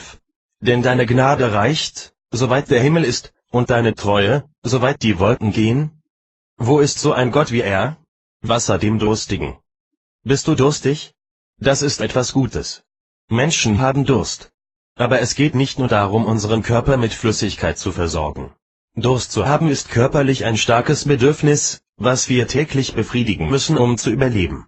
Und es ist gleichzeitig ein äußeres Zeichen und Signal, dass wir unserem inneren Menschen von außen unbedingt etwas Befreiendes und Erleichterndes zukommen lassen müssen. Ohne Essen kommen wir einige Tage aus, aber ohne Wasser wird das schnell lebensbedrohlich. Gott will nur dem Durstigen sein Wasser geben. Das bedeutet im übertragenen Sinne, dass jemand, der nicht durstig ist, mit dem Wasser, was Gott schenkt, nichts anzufangen weiß bzw. damit kein Bedürfnis stellt, sondern es mehr oder weniger vergeudet und missachtet. In den Worten zum Abendmahl wird das in 1. Korinther 11, 26-29 angemahnt. Denn so oft ihr von diesem Brot esst und aus dem Kelch trinkt, verkündigt ihr den Tod des Herrn, bis er kommt. Wer nun unwürdig von dem Brot isst oder aus dem Kelch des Herrn trinkt, der wird schuldig sein am Leib und Blut des Herrn. Der Mensch prüfe aber sich selbst, und so esse er von diesem Brot und trinke aus diesem Kelch. Denn wer so isst und trinkt, dass er den Leib des Herrn nicht achtet, der isst und trinkt sich selber zum Gericht. In der Gemeinde in Korinth ging es teils ziemlich drunter und drüber. Paulus musste deutliche Worte sprechen, da viele dort die Abendmahlfeier zu einem unwürdigen Gelage ohne Ordnung und Respekt verkommen ließen. Sie hatten keine Achtung und keinen Respekt vor dieser Handlung und womöglich vergessen, wer ihren Durst stillte. Ihre Einstellung war unwürdig, oberflächlich und unreif. Sie haben nicht wirklich verstanden, mit wem sie es zu tun hatten in diesem Gedächtnismahl und dem, was dahinter steckte. Jesus sagte, dass er das Alpha und das Omega ist. Und zudem, dass seine Worte wahrhaftig und sicher sind. Er hat alles neu gemacht durch das Wasser für die Durstigen. Und das zählt für die Gläubigen, die dadurch in Gott zu einer neuen Kreatur wurden, 2. Korinther 5,17. Sie waren durstig und haben im Glauben von diesem lebendigen Wasser trinken dürfen. Und selbst dieser Durst ist auch nur das Wirken Gottes gewesen, der uns zur Buße führt, Römer 2,4. Gottes Plan und Ziel war und ist alles neu zu machen. Und am Beispiel mit dem Samenkorn, was in die Erde kommt und dort stirbt, um zu wachsen und etwas Neues zu offenbaren, Johannes 12,24, ist es auch mit dem Menschen und allem, was durch die Sünde sterblich und böse geworden ist. Das Böse muss offenbart werden und sterben, damit etwas Neues und Gutes entstehen kann. Gottes Sohn Jesus Christus wurde zur Sünde gemacht, -2. Korinther 5,21, denn er hat den, der von keiner Sünde wusste, für uns zur Sünde gemacht, damit wir in ihm die Gerechtigkeit würden, die vor Gott gilt. Daran gedenken wir im Abendmahl und erinnern uns daran, dass wir durstig waren und trinken durften und diese Art von Durst nie mehr erleiden werden dank dem himmlischen Evangelium.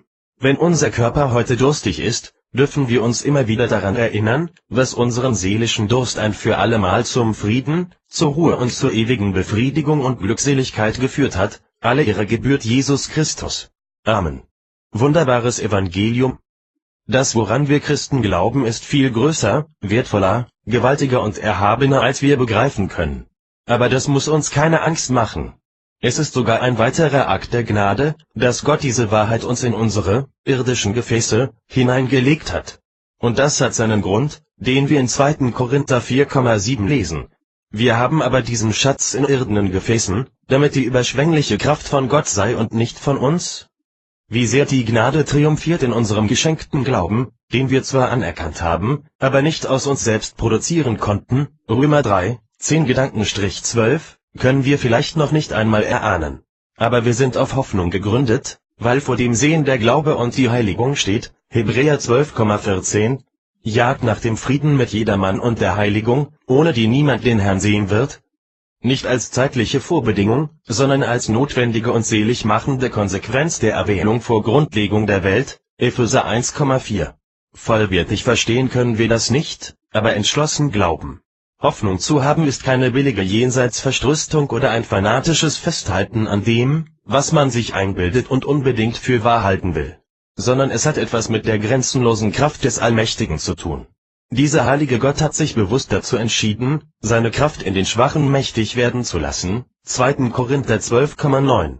Das darf und muss uns genügen, ebenso wie es dem Apostel Paulus genügte. Und es ist etwas, was die Bibel mit den Worten überschwänglich, Luther oder Übermaß, Elberfelder und überragend, Schlachter beschreibt.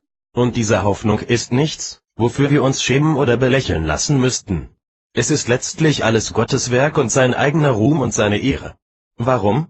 Weil es keinen Gott über Gott gibt und der Herr der Höchste und Erste ist in allen Dingen. 5. Mose 4,35. Wem könnte Gott Ehre geben, wenn nicht sich selbst? Das ist Recht, Logik, Wahrheit und Geistlichkeit in höchster Präsenz, göttliche Heiligkeit und entschlossener Dynamik. Wie sehr werden wir im Himmel erfahren, wo wir sehen werden, was Gott denen bereithält, die an ihn glaubten und ihn liebten. 1. Korinther 2,9. Das Evangelium von der Vergebung der Sünden durch Gottes Sohn Jesus Christus ist aller Ehren wert. Und zwar dort, wo der Ursprung und die Quelle allen Seins und Werdens ist und auch immer sein wird, beim Vater im Himmel. In Matthäus 6, 9-10 schreibt der Evangelist in den ersten Zeilen diese Wahrheit: Unser Vater, der du bist im Himmel. Geheiligt werde dein Name. Dein Reich komme. Dein Wille geschehe, wie im Himmel, so auch auf Erden. Das sind die Tatsachen und das, was kommen und geschehen wird. Jesus kommt wieder, wie er es versprochen hat, Matthäus 24,30, und die Freude und der Friede wird nie mehr ein Ende finden. Wir werden in einer neuen Daseinsform ewig existieren und das Leben, wie Gott es sich ausgedacht hat, in einer Art und Weise erleben, wie es Gott in all seiner Größe, Macht und Liebe vollkommen ehrt. Das ist das Ziel. Liebe verändert. Der Sinn des Lebens ist Liebe, wie Gott sie meint. Gott selbst ist Liebe.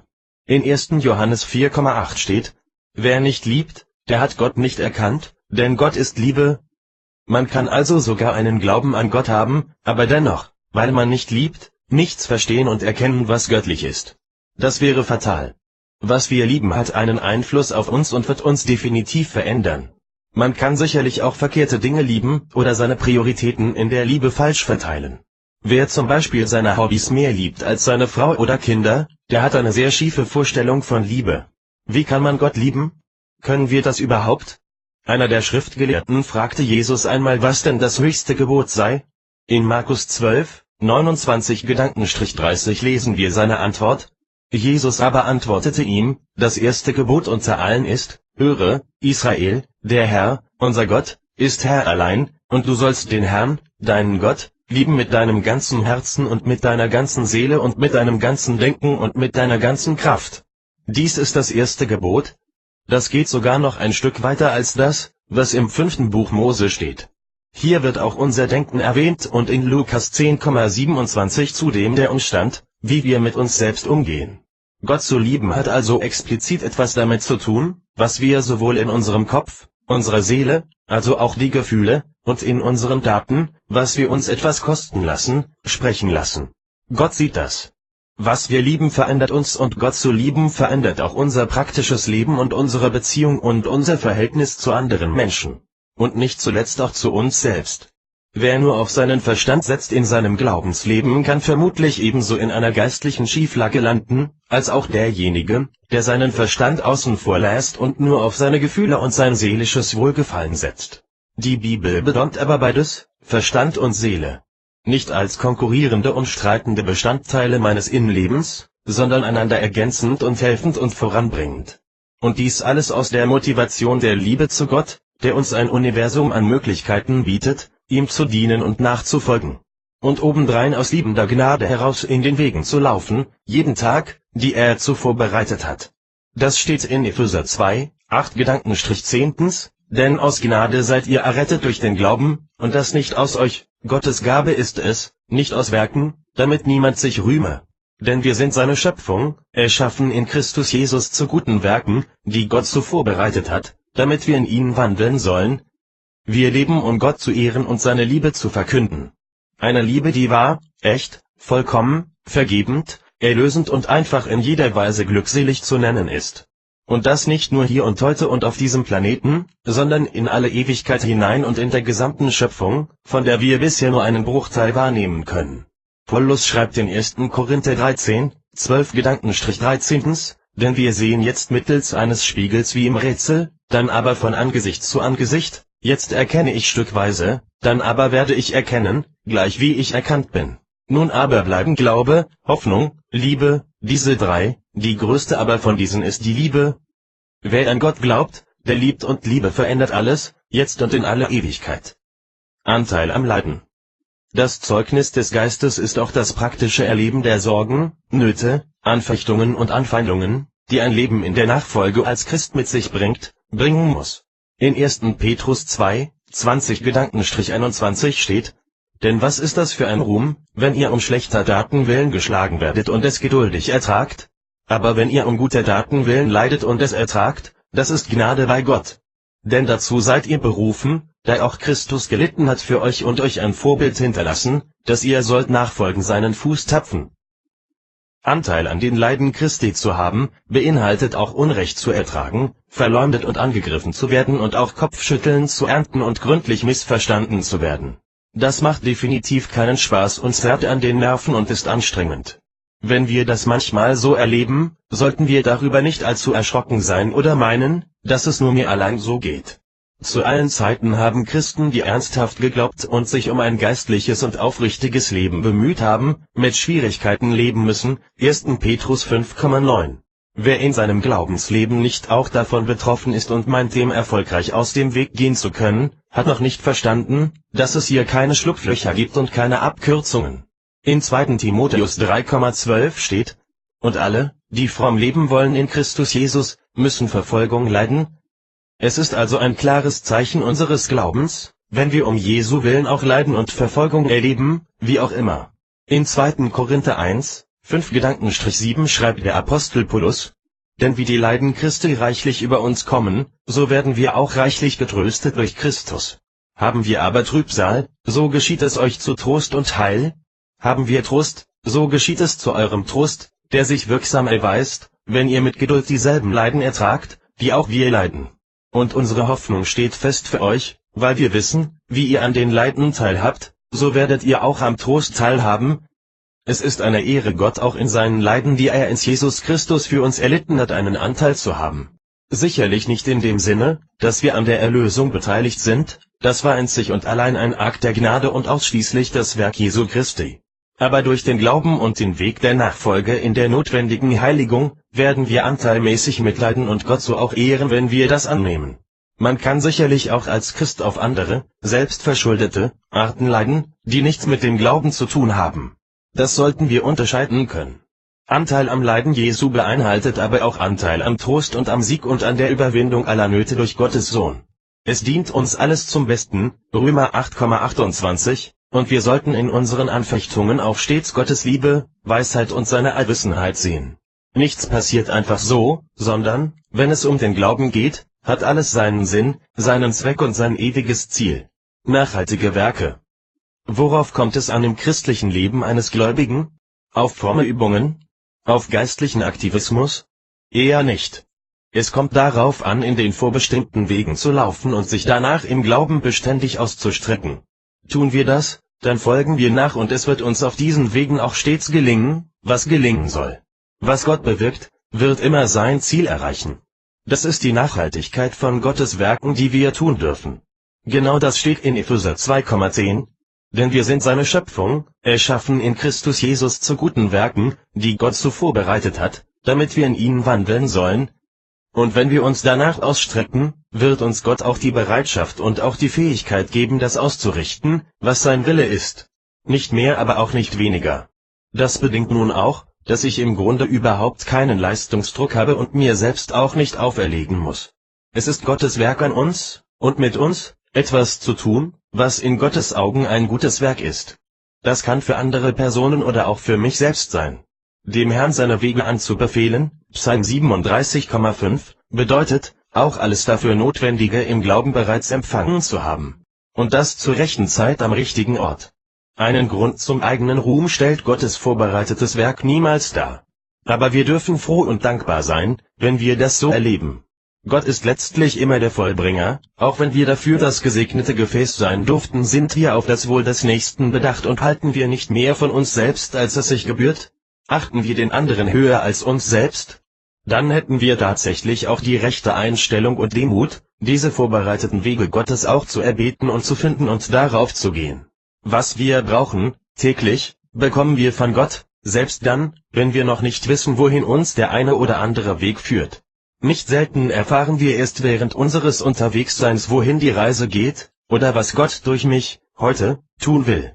In Philipper 2, 12-15 schreibt Paulus: Darum, meine Geliebten, wie ihr alle Zeit gehorsam gewesen seid, nicht allein in meiner Gegenwart, sondern jetzt noch viel mehr in meiner Abwesenheit, verwirklicht eure Rettung mit Furcht und Zittern, denn Gott ist es, der in euch sowohl das Wollen als auch das Vollbringen wirkt nach seinem Wohlgefallen. Tut alles ohne Murren und Bedenken, damit ihr unsträflich und lauter seid, untadelige Kinder Gottes inmitten eines verdrehten und verkehrten Geschlechts, unter welchem ihr leuchtet als Lichter in der Welt. Das steckt dahinter, nämlich ein Licht zu sein in dieser kaputten Welt und Gesellschaft für Gott. Und das in aller aufrichtigen Bescheidenheit und Demut, aber doch auch in der Kraft des Allerhöchsten, der uns zu Wegweisern und Menschen machen will, die gehört, gesehen, beachtet und gelobt werden, zur Ehre Gottes. Amen. Den Augen nicht trauen. Habt ihr euch nicht auch schon einmal gefragt, was Eva eigentlich wirklich gesehen hatte damals im Paradies? Oder anders gefragt, wie objektiv war ihre Einschätzung dessen, was ihr Auge sie sehen ließ? Das Gesehene, der Baum des Lebens und die Frucht darauf, hat ihr, und dann auch Adam, gefallen. In 1. Mose 2,9 steht entsprechend: Und Gott der Herr ließ aufwachsen aus der Erde allerlei Bäume, verlockend anzusehen und gut zu essen, und den Baum des Lebens mitten im Garten und den Baum der Erkenntnis des Guten und Bösen. Fest steht, dass das Auge auf physikalische Reize der elektromagnetischen Strahlung reagiert. Dabei setzt es die Reize in die Empfindung von Licht und Farbe um. Im tatsächlichen Leben ist der Lichtsinn für den Menschen von sehr großer Bedeutung. Er ist der Leitsinn, der uns eine sichere Orientierung ermöglicht. Das ist die wissenschaftliche Seite. Wir verlieren diese Sicherheit sofort, wenn wir uns mit geschlossenen Augen bewegen. Unser Auge funktioniert nicht für sich allein. Wir benötigen die Hälfte unserer Gehirnkapazität, um etwas zu sehen. Im Grunde sehen wir mit dem Gehirn. Das ist die biologische Seite. Eva hat also nicht in erster Linie der schöne Baum und die leckere Frucht gefallen, sondern ihr Gehirn hat auf Vermutungen reagiert, klug zu werden und wie Gott sein, wie die falsche Schlange suggerierte. Sie stellte sich gedanklich und in ihrem Herzen vor, wie es wäre, wie Gott zu sein. Der Baum und die Frucht, die sie gesehen hatte, spielten dann nur noch eine geringe Rolle. Dadurch kam es zum Bruch mit ihrem und Adams Schöpfer. Wir können daher behaupten, dass wir unseren Augen tatsächlich nicht trauen können. Und es ist auch der Grund dafür, dass wir nicht selig werden durch das Sehen, sondern durch den Glauben, Johannes 20,29, Matthäus 13,16. Das ist die geistliche Seite. Erstaunlicherweise beinhaltet dies die Erkenntnis, dass der Mensch wunderbarerweise auf den Glauben angelegt ist. In 2. Korinther 5, 6-7 schreibt Paulus: So sind wir denn alle Zeit getrost und wissen, solange wir im Leibe wohnen, weilen wir fern von dem Herrn, denn wir wandeln im Glauben und nicht im Schauen. Gott hat uns die Ewigkeit ins Herz gelegt. Darum haben wir auch die Bibel, die wir zum einen mit den Augen lesen, dem Gehirn verstehen und mit dem Herzen glauben durch den Heiligen Geist, Johannes 3,3. Darum auch ist Gott zuallererst das Wort, und er will auch nicht, dass wir uns ein Bild von ihm machen. Das würde uns in die Irre führen. Leider gibt es nicht weniger Irregeleitete. In 1. Samuel 12, 20-21 steht: Samuel aber sprach zum Volk: Fürchtet euch nicht. Ihr habt zwar all das Unrecht getan, doch weicht nicht vom Herrn ab, sondern dient dem Herrn von ganzem Herzen und folgt nicht den nichtigen Götzen nach, denn sie nützen nicht und können nicht erretten, weil sie nichtig sind. Auch wir Christen weichen des Öfteren vom geraden Weg ab und vergötzen noch das eine oder andere, auch wenn uns das nicht immer so bewusst ist. Ein Götze kann auch die Selbstgerechtigkeit sein. Die kann gefördert werden, wenn wir manchmal mehr schauen als glauben. Dem Herrn von ganzem Herzen zu dienen tun wir durch stetigen Glauben und durch eine demütige Haltung Gott und unserem Nächsten gegenüber. Alles ist nur Gnade. Wir leben in einer Welt der Bilder, was zu manchen Problemen führen kann als Christ. Darum ist es nötig, Gottes Wort und den unsichtbaren Glauben und das Gebet beständig zu suchen. Und wer Gott von Herzen sucht, der findet ihn auch, 5. Mose 4,29. Fest im Glauben stehen. Glaube gründet sich nicht auf menschliche Logik oder philosophische Gedanken über den Sinn des Lebens. Es ist allein der schriftgemäße Glaube mit seinen Verheißungen, die inhaltlich für Christen maßgebend sind und auch immer bleiben. Martin Luther hat einmal gesagt: Denn Glaube ist nicht der menschliche Wahn und Traum, den etliche für Glauben halten. Glaube ist eine lebendige, verwegene Zuversicht auf Gottes Gnade, so gewiss, dass der Glaubende tausendmal dafür stürbe. Und solche Zuversicht und Erkenntnis göttlicher Gnade macht fröhlich, trotzig und lustig gegen Gott und alle Kreaturen, welches der Heilige Geist tut dem Glauben, dem Fühlen der Sünde in uns und der Bosheit und Ungerechtigkeit der Welt, dürfen wir jeden neuen Tag den selig machenden Glauben entgegenstellen und Gott trotzig vertrauen. Auch wenn wir unsere Zukunft nicht kennen und vielleicht auch manche Situation in unserem Alltag und Leben unsicher und nervig sein mag, dürfen wir trotzdem nach vorne schauen und darauf vertrauen, dass Gott immer einen für uns gangbaren Weg findet und vorbereitet hat. Danach dürfen wir uns im Glauben ausstrecken. Es kommt nicht auf unsere Sicht der Dinge an und was wir meinen, was uns helfen könnte oder manche erwünschten Veränderungen bewirken sollte, sondern was Gott im Sinn hat. Die ignorante und selbstherrliche Welt und Gesellschaft kann dabei für Gott nur ein Erfüllungsgehilfe sein. Alles ist Gott untertan. Manches müssen wir dennoch aushalten und ohne Kampf und Geduld werden wir dieses Leben nicht leben können. Das ist aber nicht dramatisch. Über unsere Kräfte wird das Ganze nie gehen, denn auch das sagt die Schrift in 1. Korinther 10,13. Es hat euch bisher nur menschliche Versuchung betroffen. Gott aber ist treu, er wird nicht zulassen, dass ihr über euer Vermögen versucht werdet, sondern er wird zugleich mit der Versuchung auch den Ausgang schaffen, so dass ihr sie ertragen könnt. Es gibt immer einen Ausgang und das Licht am Ende des Tunnels gibt es für uns Christen wirklich. Wir dürfen darum fest im Glauben stehen, weil Jesus Christus mit seinem Namen und seiner Person für alles, was in der Bibel an die Gläubigen gerichtet ist und ihr Glaubensleben betrifft, der ewige Garant ist. Jesus ist der Fels des Heils und der Grund und Boden aller Verheißungen der Schrift. Darauf dürfen wir uns im Gebet konkret berufen und mit Geduld und Hoffnung positiv nach vorne schauen. Wir haben allen Grund dazu. Die Grundsätze der Welt sind nicht gemäß Gottes. Wir sollen uns daher in erster Linie Gott, Jesus und der Bibel unterordnen und dort unsere Hilfe und Trost suchen, wenn wir in Bedrängnissen sind. Die Lösungen Gottes sind nie die Lösungen der Welt. Wo wir auch einander dienen und helfen können, sollen wir das auch tun. Gottes Hilfe für uns geschieht oft durch gläubige Menschen. Und wo wir selbst Gutes und Nützliches tun können, dürfen wir gewiss sein, dass dies kein Zufall ist. Wir dürfen etwas geben, aber ebenso auch nehmen. Beides macht Sinn und ist für unsere Seele von Bedeutung. Über allem steht Gott. Wachen durch Glauben. Ego cogito, ergo sum, ich denke, also bin ich. Stimmt das? Bin ich darum eine lebendige Seele, weil ich die Fähigkeit zum Denken habe? Ist mein Gehirn eine biologische Denkmaschine? Bin ich dadurch dann definiert und in Existenz gesetzt? Nach dem biblischen Verständnis eben nicht. Das Gehirn kann nicht denken ohne den Geist. In Johannes 6,63 sagte Jesus: Der Geist ist's, der lebendig macht, das Fleisch ist nichts nütze. Die Worte, die ich zu euch geredet habe, die sind Geist und sind Leben. Darum ist es als Christ auch so wichtig, dass wir uns in unserem Glauben allein an das Wort Jesu in der Bibel halten. In der jetzigen verführten und manipulierten Zeit umso mehr. Der Teufel ist nicht dumm und wir werden nicht nur einmal in der Bibel aufgefordert, wachsam zu sein. Seid nüchtern und wacht, denn euer Widersacher, der Teufel, geht umher wie ein brüllender Löwe und sucht, wen er verschlinge. 1. Petrus 5,8. Unser Unterbewusstsein ist stark von Bildern geleitet und angesprochen, der Teufel weiß das. Entsprechend ist es fahrlässig und gefährlich, sich in seinem Glaubensleben auf Bilder, Visionen, Wahrnehmungen, Gefühle, Manifestationen und andere Eindrücke zu verlassen, anstatt oder anstelle oder in irregulärer Verbindung mit Gottes Wort in der Bibel. Wir können nur in die Irre geleitet werden und Gottes Wirken mit seelischen und dämonischen Bildern verwechseln. Charles H. Spurgeon sagte: Es gibt nichts Neues in der Theologie, ausgenommen das, was falsch ist. Wenn Menschen meinen, sie hätten besondere Offenbarungen von Gott bekommen, die sich durch besondere Bilder und Gefühle zeigten, dann ist das kritisch zu sehen, auch wenn diese Menschen es ehrlich meinen. Wir sind aufgefordert zu wachen.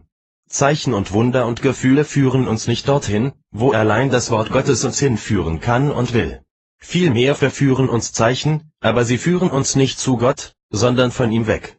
In 1. Johannes 4,1 werden wir darum aufgefordert: Ihr Lieben, glaubt nicht einem jeden Geist, sondern prüft die Geister, ob sie von Gott sind, denn es sind viele falsche Propheten ausgegangen in die Welt.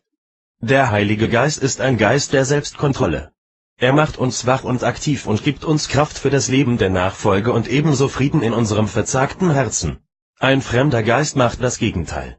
Er lässt uns passiv werden und unnüchtern und süchtig nach Eindrücken. In 2. Korinther 11, 3-4 schreibt Paulus: Ich fürchte aber, dass wie die Schlange Eva verführte mit ihrer List, so auch eure Gedanken abgewendet werden von der Einfalt und Lauterkeit gegenüber Christus. Denn wenn einer zu euch kommt und einen anderen Jesus predigt, den wir nicht gepredigt haben, oder ihr einen anderen Geist empfangt, den ihr nicht empfangen habt, oder ein anderes Evangelium, das ihr nicht angenommen habt, so ertragt ihr das recht gern. Leider ist das heute nicht mehr zu übersehen, wie fremde Geister in den Gemeinden gerne aufgenommen werden und man meint, dass Gott in niedergewesener Art und Weise zu den Gläubigen spricht. Aber ist das so? Gottes Geist ist nach Luther an das äußere Wort der Predigt gebunden und ist unabhängig vom Wort nicht zu haben. Eine mystische Variante des Evangeliums gibt es nicht und auch nicht des Heiligen Geistes. Was ist der Glaube? In Hebräer 11,1 wird er so definiert: Es ist aber der Glaube eine feste Zuversicht auf das, was man hofft, und ein Nichtzweifeln an dem, was man nicht sieht. Wie kann man also glauben, was man sieht? Auch in sich selbst sieht? Glauben ist kein Nichtwissen, sondern ein Nichtzweifeln, das ist ein Unterschied. Glauben und Denken zusammenzubringen bedeutet Arbeit. Das Fürwahrhalten macht mir Mühe. Auch gerade die Wahrheiten über mich selbst. Viele machen sich diese Mühe nicht mehr und genießen es lieber mit Gott in Bildern, Stimmungen und Gefühlen zu kommunizieren, anstatt sein Wort zu studieren und zu lernen. Aber Gott ist nicht dort, wo sie meinen. Unterlassen oder vernachlässigen wir diese geistliche Arbeit mit dem inspirierten Wort Gottes in der Bibel, ebenso wie das Beten, geraten wir in jeder Weise in Unordnung. Dann haben wir nicht mehr die Kontrolle, sondern werden passive Gefühlschisten. Das ist nicht der Wille Gottes, sondern unsere Heiligung, 1. Thessalonicher 4,3, und dies allein auf Grundlage des Wortes Gottes in der Bibel. Wer wird bestehen? Ein Sünder ist jemand, der, bewusst oder unbewusst, aus seiner perfekten Stellung und seiner geraden Beziehung und seiner heiligen, ungetrübten sowie freien Verkörperung vor Gott, mit Gewalt herausbricht und darin verharrt. Wenn aus Liebe Furcht, aus Freiheit Sklaverei und aus Leben leiden wird, dann wissen wir, dass wir Gottes Angesicht nicht mehr sehen und ertragen können. Das Ziel meines Lebens ist dann zu einem verschwommenen Nebel geworden, der mich in das finstere Tal meiner Schuld irreleitet und hinunterstürzt. Schon allein der Umstand, dass wir von Adam und Eva abstammen, die sich versündigten und ihre Schuld anschließend auch nicht einsahen, und letztlich Gott selbst, in teuflischer Weise beschuldigten, alles verursacht zu haben, 1. Mose 3, 12-13, macht uns im Übermaß schuldig, unheilig und vergänglich, Römer 6,23. Der Sünde Sold ist der Tod. Was wir nun im Laufe unseres Lebens an schlechten Gedanken, Taten, Unterlassungen, Vorurteilen, Bosheiten, Lügen, schlechten Lüsten und allerlei Egoismen etc. vollbringen, hat seinen Ursprung in dieser vererbten und dann eigenständig angenommenen Sündhaftigkeit. David fragt in Psalm 130,3, Wenn du, Herr, Sünden anrichten willst, Herr, wer wird bestehen? Gott hat allen Grund und jede Berechtigung, selbst die kleinste Ungerechtigkeit mit der ewigen Verdammnis zu beantworten. Die für uns kaum vorstellbare Heiligkeit Gottes lässt nichts anderes zu, denn der Herr ist in Person absolut vollkommen, das ewig Gute, ohne jeglichen Schatten und die allmächtige, unerreichte Herrlichkeit. Was kann der Mensch nun tun? Er kann nichts tun, selbst wenn er wollte, Römer 3, 19-20. Wir wissen aber, was das Gesetz sagt, das sagt es denen, die unter dem Gesetz sind, damit allen der Mund gestopft werde und alle Welt vor Gott schuldig sei, weil kein Mensch durch die Werke des Gesetzes vor ihm gerecht sein kann. Denn durch das Gesetz kommt Erkenntnis der Sünde. Gott will uns retten. Was der Allmächtige nicht verursacht hat, die Sünde, will er dann noch unfassbare Weise in Ordnung bringen, bei dir und mir. Und da der Herr ein souveräner Gott ist, dem Gerechtigkeit sehr wichtig ist, auch der gefallenen Schöpfung gegenüber, kann Gott eine Lösung schaffen, wie sie dann auch in Jesus Christus geschehen ist. Erste Erwählung vor Grundlegung der Welt, Johannes 17,24, zweiter Menschwerdung Gottes, Galater 4,4, dritter Predigt Jesu, Matthäus 4,23, vierter Tod am Kreuz, Markus 15,37, fünfte Auferstehung von den Toten, Lukas 24, 5-6, 6. Mission und Verkündigung, Matthäus 28, 19-20. Bei Gott ist Vergebung. Diese Hoffnung und selige Gewissheit sollte uns zur Demut, Gottesfurcht, Dankbarkeit und zu guten Werken führen und motivieren, nicht aus verdammter Pflicht heraus, sondern aus froher Liebe und Glaube heraus. Warum erlöst Gott nicht einfach pauschal jeden und alle? Gott erkennt Autoritäten für eine gewisse Zeit an, selbst wenn diese aus Sünden und Ungehorsam geboren sind. Das zählt für abtrünnige Engel und auch für sündige Menschen. Wir sollen der irdischen Obrigkeit auch untertan sein, Römer 13,1. Wer in seiner Sünde stur beharrt, den wird Gott nicht zwangsbekehren.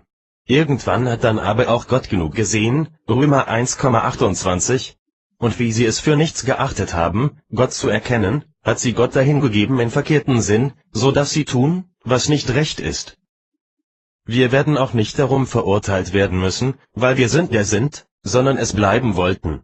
In 1. Johannes 4, 9-10 steht: Darin ist erschienen die Liebe Gottes unter uns, dass Gott seinen geborenen Sohn gesandt hat in die Welt, damit wir durch ihn leben sollen. Darin besteht die Liebe, nicht dass wir Gott geliebt haben, sondern dass er uns geliebt hat und gesandt seinen Sohn zur Versöhnung für unsere Sünden. Seid gesegnet und bewahrt, unser Herr kommt bald. Erlösende Erziehung. Wir brauchen heute keine Opfer mehr, sondern nur noch den festen Glauben an das eine Opfer, was die Sünde weggenommen hat. Jesus lebt und wir leben auch, obwohl wir ja mit ihm gekreuzigt wurden. Das ist unser Glaube. Wir sind der Sünde gestorben, aber wir leben. Der neue Mensch, der nun vor Gott bestehen kann aufgrund der Gerechtigkeit, die ihm durch den Glauben an das Evangelium Jesu Christi aus Gnade und durch den Glauben verliehen wurde, steht gewissermaßen auch für das neu geschenkte Leben. Wir sollen etwas daraus machen und vor allem auch ein Leben des Geistes leben, nicht des Fleisches. Darum werden wir auch in Römer 6, 12-13 aufgefordert: So soll nun die Sünde nicht herrschen in eurem sterblichen Leib, damit ihr, der Sünde, nicht durch die Begierden des Leibes gehorcht. Gebt auch nicht eure Glieder der Sünde hin als Werkzeuge der Ungerechtigkeit, sondern gebt euch selbst Gott hin als solche, die lebendig geworden sind aus den Toten, und eure Glieder Gott als Werkzeuge der Gerechtigkeit. Das sagt uns Gott durch den Apostel Paulus. Etwas völlig Neues beginnt im Leben von solchen gerecht gemachten Menschen. Wir brauchen darum keine Angst mehr zu haben vor der Zukunft, weil Jesu Hingabe und Opfer alles gut gemacht hat. Gott ist versöhnt. Durch die Vergebung der Sünden haben wir nun die gewaltige Möglichkeit, den allmächtigen Gott kennenzulernen. Das können wir durch das Studium der Bibel, Predigten, Gebete, gute christliche Bücher, Gemeinschaft und auch durch das, was wir erleben. Und das ist mitunter richtige seelische Arbeit. Es lohnt sich. Jakob hat mit Gott gerungen, 1. Mose 32, 23-26. Und wir tun das manchmal wohl auch, vor allem wenn wir manches nicht verstehen oder wir meinen, Gott schweigt und reagiert nicht auf meine Gebete. Wenn wir aber nicht mehr gegen Gott ankämpfen, sondern uns nur noch seinen Segen und Beistand wünschen, ihm vertrauen, auch wenn die Umstände eher ernüchternd sind, dann eröffnen sich uns neue Dimensionen. Immer die Füße still zu halten, ist mitunter schwer. Jakob und viele andere Männer und Frauen der Bibel hatten durchaus auch mit ihrem Glauben zu kämpfen und fürchteten sich vor manchen Situationen in ihrem Leben. Gott hat immer geholfen. Gott vergibt uns nicht unsere Sünden und überlässt uns dann uns selbst. Wir werden erzogen und sind geliebt, weil wir Kinder des Allerhöchsten sind. Paulus schreibt entsprechend in Römer 8, 15-17, denn ihr habt nicht einen knechtischen Geist empfangen, dass ihr euch abermals fürchten müsstet, sondern ihr habt einen kindlichen Geist empfangen, durch den wir rufen, Abba, lieber Vater. Der Geist selbst gibt Zeugnis unserem Geist, dass wir Gottes Kinder sind. Sind wir aber Kinder, so sind wir auch Erben, nämlich Gottes Erben und Miterben Christi, wenn wir denn mit ihm leiden, damit wir auch mit zur Herrlichkeit erhoben werden. Uns erwartet in der Ewigkeit bei Gott ein unbeschreiblich herrliches Leben. Und es ist wahr, dass die Leiden dieser Zeit auf der Erde, im Vergleich dazu, nur eine kleine Randnotiz sein wird. Aber eine nötige Randnotiz, die uns auf das, was kommen wird, auch vorbereitet und in unserem Wesen verändert. Gott wird es gut machen, mit dir und mir. Amen. Der Seelenseligkeit. In 1. Korinther 13,2 schreibt der Apostel Paulus Folgendes: Und wenn ich Weissagung hätte und alle Geheimnisse wüsste und alle Erkenntnis, und wenn ich allen Glauben besäße, so dass ich Berge versetzte, aber keine Liebe hätte, so wäre ich nichts. Der Gedanke allein macht einen krank. Was wäre, wenn es nichts gäbe? Also gar nichts. überhaupt nichts, alles leer und hohl und niemals existierend? Sogar der Gedanke an das Nichts wäre unmöglich, gespenstisch und angsteinflößend. Aber immerhin wissen wir ja, dass es zumindest diesen Planeten, Menschen und Tiere gibt. Und auch dieses Sonnensystem mit all seinen Monden, Sternen und Planeten, immerhin, oder? Die Bibel sagt nun, dass man alles, wirklich alles, wissen und besitzen könnte, dies aber ohne Liebe, also ohne Gott, der Liebe ist, ebenso viel wert wäre wie nichts. Was braucht der Mensch wirklich, um seinem erstaunlichen Dasein einen Sinn zu geben, damit unter dem Strich mehr als dieses ominöse Nichts herauskommt? Tatsächlich Liebe. Was kann der Seele auch mehr Seligkeit geben als Liebe? Was? Wer? Aber nicht irgendeine Liebe oder eine rein menschlich definierte Liebe, die sich auf Geld, Sex, Fußball, Kinder und eine gewisse moralische Handlung konzentriert und sich darauf reduziert. Aber weder Herzblut und Leidenschaft für seinen Verein, erfolgreiches Geldverdienen, aufopfernde Kinderbetreuung, körperliche Ekstase noch fanatische Moral, ist eine Liebe, wie Gott sie sieht und meint. Es geht um mehr, um unsere ewige Seele und deren Seligkeit. 1. Petrus 1, 8-9. Ihn habt ihr nicht gesehen und habt ihn doch lieb, und nun glaubt ihr an ihn, obwohl ihr ihn nicht seht. Ihr werdet euch aber freuen mit unaussprechlicher und herrlicher Freude, wenn ihr das Ziel eures Glaubens erlangt, nämlich der Seelenseligkeit. Diese Welt vergeht, was wirklich zählt, sind die ewigen Werte, die Liebe und das Wort Gottes. Das hat sicherlich auch im Hier und Jetzt seine Bedeutung, aber zur vollen Entfaltung braucht es die Ewigkeit. Das ist das Ziel. Die ewige Substanz der Liebe, Tiefe, Wahrheit, Kraft und Herrlichkeit des Lebens hat sich in der Person Jesu Christi offenbart. Paulus nennt das, den überschwänglichen Reichtum seiner Gnade, Epheser 2,7. Gott hat sich nicht zähneknirschend und widerwillig dazu entschlossen, die Welt zu retten, sondern er tat es aus ewiger, unbegreiflicher Liebe. In Johannes 3, 16-17 steht es: Denn so sehr hat Gott die Welt geliebt, dass er seinen eingeborenen Sohn gab, damit jeder, der an ihn glaubt, nicht verloren geht, sondern ewiges Leben hat. Denn Gott hat seinen Sohn nicht in die Welt gesandt, damit er die Welt richte, sondern damit die Welt durch ihn gerettet werde. Letztlich ist es nur die Liebe, die uns die Sünden vergeben hat und den Gläubigen ewiges Leben in Gottes Reich schenkt. Jesus ist die Liebe. Und darum ist er auch der Weg, die Wahrheit und das Leben, Johannes 14,6. Die Liebe hat immer Recht. Darum ist Jesus ewig und größtmöglich hoch erhoben. Darum ist die Liebe hoch erhoben, Glaube, Hoffnung und Liebe, aber die Liebe ist die größte, 1. Korinther 13,13. Es bleibt nur dies am Ende des Lebens. Ohne diese Liebe gäbe es keine Vergebung, keine Wiederherstellung, keine Neugeburt, keine neue Kreatur, keine Seligkeit der Seelen, keine Hoffnung, kein Ziel und keinen Sinn. Dann wäre tatsächlich alles nichts und leer und hohl und unerträglich dunkel und schwer. Aber Dank sei Gott, dass er den Himmel zerrissen hat und Mensch wurde, um zu suchen und zu retten, was verloren ist, Lukas 19,10. Amen.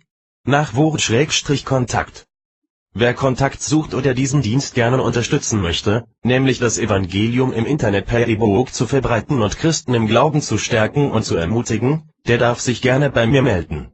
Jörg Bauer, Jahrgang 1966, Wohnort, Berlin. Mail, Jörg Karlsruhe, web.de. Mobil, 01 60 440 41 03 www.dailygedanken-message.de. Danke, Gedankenstrich, um uns zu erlösen.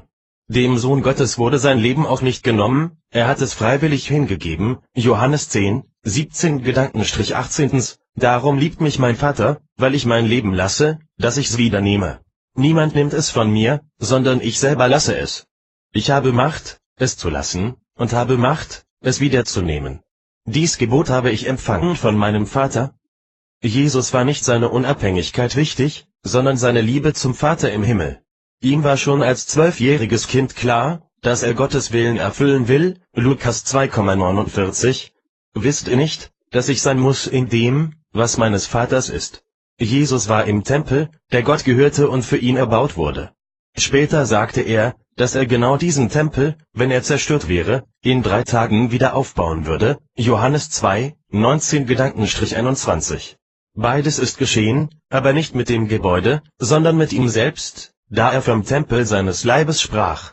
Die Kreuzigung zerstörte seinen Leib, und die Auferstehung am dritten Tage war der Neuaufbau. Durch die Vergebung der Sünden wurden Glaubende eine neue Kreatur, 2. Korinther 5,17, und zum Tempel des Heiligen Geistes, 1. Korinther 6,19. Uns ist es ebenso ergangen wie Jesus Christus, da wir mit gekreuzigt und mit auferstanden sind. Wir stehen zwar äußerlich noch nicht im neuen Glanz da, das kommt noch, wenn auch unser Leib erlöst wird, aber es ist eine geistliche Tatsache, dass wir vom Tod, Abriss, zum Leben, Neuaufbau, gekommen sind durch den Glauben an das Evangelium der Gnade. Wie sehr wir dann strahlen werden in unserer neuen Hütte, hängt auch davon ab, wie wir hier gelebt haben. Es ist ein Geheimnis, warum Gott das Evangelium den Weisen und Klugen verborgen und es den Unmündigen offenbart hat. Matthäus 11, 25-26. Es geht in diesem Geheimnis, so viel ist erkennbar, um eine Vereinigung, das also zusammenkommt, was schon immer zusammengehörte. Das betrifft sowohl das irdische wie das himmlische Leben. Epheser 1, 9-10. Man stelle sich erneut vor, es lebten und leben Menschen auf diesem Planeten, die von Ewigkeit her Gottes Kinder waren. Und dann hat Gott ihnen sozusagen einen Sinn eingepflanzt, um in Jesus Christus den Weg, die Wahrheit und das Leben zu erkennen. Johannes 14,6. Wann und wo das geschieht, ist unterschiedlich. Aber auch hierbei geht nichts ohne den Herrn. Das Böse musste seinen Raum bekommen, damit das Gute offenbart werden konnte. Da Gott das schon vorher wusste, hat er einen Zeitpunkt bestimmt, an dem Golgatha und das Kreuz zum Fixpunkt der Zeiten wurde, an dem Gut und Böse getrennt worden ist. Die Gnade triumphiert deshalb, weil Gott nicht seine Ansprüche heruntergeschraubt hat. Gott ist heilig und kann nicht weniger heilig sein, sondern weil Jesus Christus gesucht und gefunden hat, was verloren war. Lukas 19,10. Korinther 10,13. Es hat euch bisher nur menschliche Versuchung betroffen. Gott aber ist treu, er wird nicht zulassen, dass ihr über euer Vermögen versucht werdet, sondern er wird zugleich mit der Versuchung auch den Ausgang schaffen, so dass ihr sie ertragen könnt. Es gibt immer einen Ausgang und das Licht am Ende des Tunnels gibt es für uns Christen wirklich. Wir dürfen darum fest im Glauben stehen, weil Jesus Christus mit seinem Namen und seiner Person für alles, was in der Bibel an die Gläubigen gerichtet ist und ihr Glaubensleben betrifft, der ewige Garant ist. Jesus ist der Fels des Heils und der Grund und Boden aller Verheißungen der Schrift. Darauf dürfen wir uns im Gebet konkret berufen und mit Geduld und Hoffnung positiv nach vorne schauen. Wir haben allen Grund dazu. Die Grundsätze der Welt sind nicht gemäß Gottes. Wir sollen uns daher in erster Linie Gott, Jesus und der Bibel unterordnen und dort unsere Hilfe und Trost suchen, wenn wir in Bedrängnissen sind. Die Lösungen Gottes sind nie die Lösungen der Welt. Wo wir auch einander dienen und helfen können, sollen wir das auch tun. Gottes Hilfe für uns geschieht oft durch gläubige Menschen. Und wo wir selbst Gutes und Nützliches tun können, dürfen wir gewiss sein, dass dies kein Zufall ist. Wir dürfen etwas geben, aber ebenso auch nehmen. Beides macht Sinn und ist für unsere Seele von Bedeutung. Über allem steht Gott. Wachen durch Glauben. Ego cogito, ergo sum, ich denke, also bin ich. Stimmt das? Bin ich darum eine lebendige Seele, weil ich die Fähigkeit zum Denken habe? Ist mein Gehirn eine biologische Denkmaschine? Bin ich dadurch dann definiert und in Existenz gesetzt? Nach dem biblischen Verständnis eben nicht. Das Gehirn kann nicht denken ohne den Geist. In Johannes 6,63 sagte Jesus, der Geist ist's, der lebendig macht, das Fleisch ist nichts nütze. Die Worte, die ich zu euch geredet habe, die sind Geist und sind Leben. Darum ist es als Christ auch so wichtig, dass wir uns in unserem Glauben allein an das Wort Jesu in der Bibel halten. In der jetzigen verführten und manipulierten Zeit umso mehr. Der Teufel ist nicht dumm und wir werden nicht nur einmal in der Bibel aufgefordert, wachsam zu sein. Seid nüchtern und wacht, denn euer Widersacher, der Teufel, geht umher wie ein brüllender Löwe und sucht, wen er verschlinge. 1. Petrus 5,8. Unser Unterbewusstsein ist stark von Bildern geleitet und angesprochen, der Teufel weiß das. Entsprechend ist es fahrlässig und gefährlich, sich in seinem Glaubensleben auf Bilder, Visionen, Wahrnehmungen, Gefühle, Manifestationen und andere Eindrücke zu verlassen, anstatt oder anstelle oder in irregulärer Verbindung mit Gottes Wort in der Bibel. Wir können nur in die Irre geleitet werden und Gottes Wirken mit seelischen und dämonischen Bildern verwechseln. Charles H. Spurgeon sagte, es gibt nichts Neues in der Theologie, ausgenommen das, was falsch ist. Wenn Menschen meinen, Weise ist die, dass ich den Willen dessen tue, der mich gesandt hat, und sein Werk vollbringe? Von einer Speise lebt man. Ein Christ sollte also geistlich gesehen seine Bestimmung leben und sich danach ausstrecken, aufmerksam sein. Christen sind keine frommen Zuschauer, sondern Nachfolger, die nicht irgendwie ihre Zeit auf Erden herumkriegen müssen, sondern in ihrer Bestimmung, guten Werken, leben sollten. Dazu sind wir gemacht und gesetzt, Epheser 2,10. Entsprechend bestätigt wird das in 2. Johannes 6, 4-6. Es freut mich sehr, dass ich unter deinen Kindern solche gefunden habe, die in der Wahrheit wandeln, wie wir ein Gebot empfangen haben von dem Vater. Und nun bitte ich dich, Frau, nicht als ob ich dir ein neues Gebot schreiben würde, sondern dasjenige, welches wir von Anfang an gehabt haben, dass wir einander lieben. Und darin besteht die Liebe, dass wir nach seinen Geboten wandeln, dies ist das Gebot, wie ihr es von Anfang an gehört habt, dass ihr darin wandeln sollt. Gottes Gebote sind nicht schwer, 1. Johannes 5,3, und es sind Gebote der Liebe und der Freundlichkeit.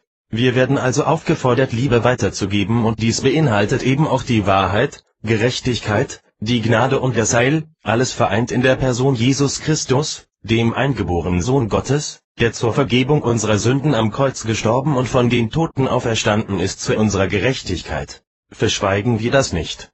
Wo immer wir Gelegenheit dazu haben, diese erfahrene Wahrheit zu leben und zu verkünden, sollten wir es tun. So werden wir Zeugen der Hoffnung, auch wenn man über uns lacht oder uns für naiv, betriebsblind und unlogisch hält. Es ist Gottes Prinzip, die Logik der Welt auf den Kopf zu stellen und durch törichte Predigt, 1. Korinther 1, 18-30, diejenigen zu segnen und zu erlösen, die daran glauben. Eben weil es die Weisheit dieser Welt als etwas Unwahres ansieht, dass es einen lebendigen, persönlichen Gott und Schöpfer gibt. Alles hat eine Ursache. Und die erste Ursache ist für gläubige Menschen Gott. Er steht am Anfang und am Ende auch unseres Glaubenslebens.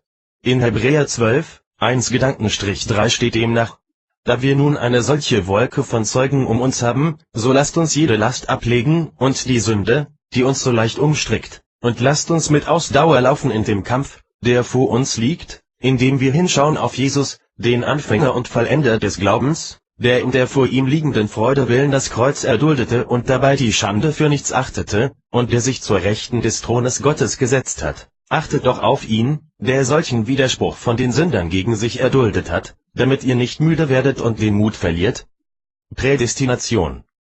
Paulus schreibt in seinem Brief in Römer 9, 15-16 Anführungszeichen: Wem ich gnädig bin, dem bin ich gnädig, und wessen ich mich erbarme, dessen erbarme ich mich.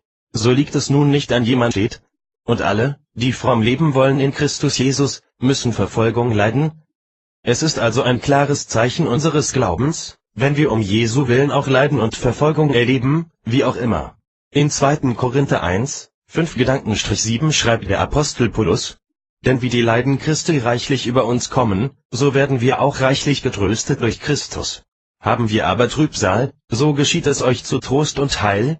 Haben wir Trost, so geschieht es zu eurem Trost, der sich wirksam erweist, wenn ihr mit Geduld dieselben Leiden ertragt, die auch wir leiden. Und unsere Hoffnung steht fest für euch, weil wir wissen, wie ihr an den Leiden teilhabt, so werdet ihr auch am Trost teilhaben. Es ist eine Ehre, Gott auch in seinen Leiden, die er in Jesus Christus für uns erlitten hat, einen Anteil zu haben. Sicherlich nicht in dem Sinne, dass wir an der Erlösung beteiligt sind, das war einzig und allein ein Akt der Gnade und ausschließlich das Werk Jesu Christi. Aber durch den Glauben und den Weg der Nachfolge in der notwendigen Heiligung, werden wir anteilmäßig mitleiden und Gott so auch ehren, wenn wir das annehmen. Man kann sicherlich auch als Christ auf andere, selbstverschuldete, Arten leiden, die nichts mit dem Glauben zu tun haben. Das sollten wir unterscheiden können. Anteil am Leiden Jesu beinhaltet aber auch Anteil am Trost und am Sieg und an der Überwindung aller Nöte durch Gottes Sohn. Es dient uns alles zum Besten, Römer 8,28, und wir sollten in unseren Anfechtungen auch stets Gottes Liebe, Weisheit und seine Allwissenheit sehen. Nichts passiert einfach so, sondern, wenn es um den Glauben geht, hat alles seinen Sinn, seinen Zweck und sein ewiges Ziel. Nachhaltige Werke. Worauf kommt es an im christlichen Leben eines Gläubigen? Auf fromme Übungen? Auf geistlichen Aktivismus? Eher nicht. Es kommt darauf an, in den vorbestimmten Wegen zu laufen und sich danach im Glauben beständig auszustrecken. Tun wir das, dann folgen wir nach und es wird uns auf diesen Wegen auch stets gelingen, was gelingen soll. Was Gott bewirkt, wird immer sein Ziel erreichen. Das ist die Nachhaltigkeit von Gottes Werken, die wir tun dürfen. Genau das steht in Epheser 2,10. Denn wir sind seine Schöpfung, erschaffen in Christus Jesus zu guten Werken, die Gott zuvor bereitet hat, damit wir in ihnen wandeln sollen. Und wenn wir uns danach ausstrecken, wird uns Gott auch die Bereitschaft und auch die Fähigkeit geben, das auszurichten, was sein Wille ist. Nicht mehr, aber auch nicht weniger. Das bedingt nun auch, dass ich im Grunde überhaupt keinen Leistungsdruck habe und mir selbst auch nicht auferlegen muss. Es ist Gottes Werk an uns, und mit uns, etwas zu tun, was in Gottes Augen ein gutes Werk ist. Das kann für andere Personen oder auch für mich selbst sein. Dem Herrn seine Wege anzubefehlen, Psalm 37,5, bedeutet, auch alles dafür Notwendige im Glauben bereits empfangen zu haben. Und das zur rechten Zeit am richtigen Ort. Einen Grund zum eigenen Ruhm stellt Gottes vorbereitetes Werk niemals dar. Dasselbe gilt auch für Israel, im Vergleich zu allen anderen Ländern dieser Erde. Israel gehört die Kindschaft und die Herrlichkeit, der Bund, das Gesetz, der Gottesdienst und die Verheißungen, Römer 9, 3-5. Christus selbst war nach dem Fleisch ein Israelit. Wer Israel antastet, tastet Gottes Augapfel an, Sacharja 2,12. Gott macht Unterschiede, und es ist sein gutes, souveränes Recht, Römer 9, 14-24. Ist es bei uns nicht ebenso? Wenn wir verheiratet oder verliebt sind, lieben wir diesen besonderen Menschen dann nicht anders, tiefer, verbindlicher und mehr als andere Menschen? In Jesaja 62,5 steht: Denn wie ein junger Mann sich mit einer Jungfrau vermählt, so werden deine Söhne sich mit dir vermählen, und wie sich ein Bräutigam an seiner Braut freut, so wird dein Gott sich an dir freuen. Und die geheiligte Gemeinde, die mit dem gerechten Blut des Sohnes Gottes erkauft wurde, ist die Braut Jesu Christi.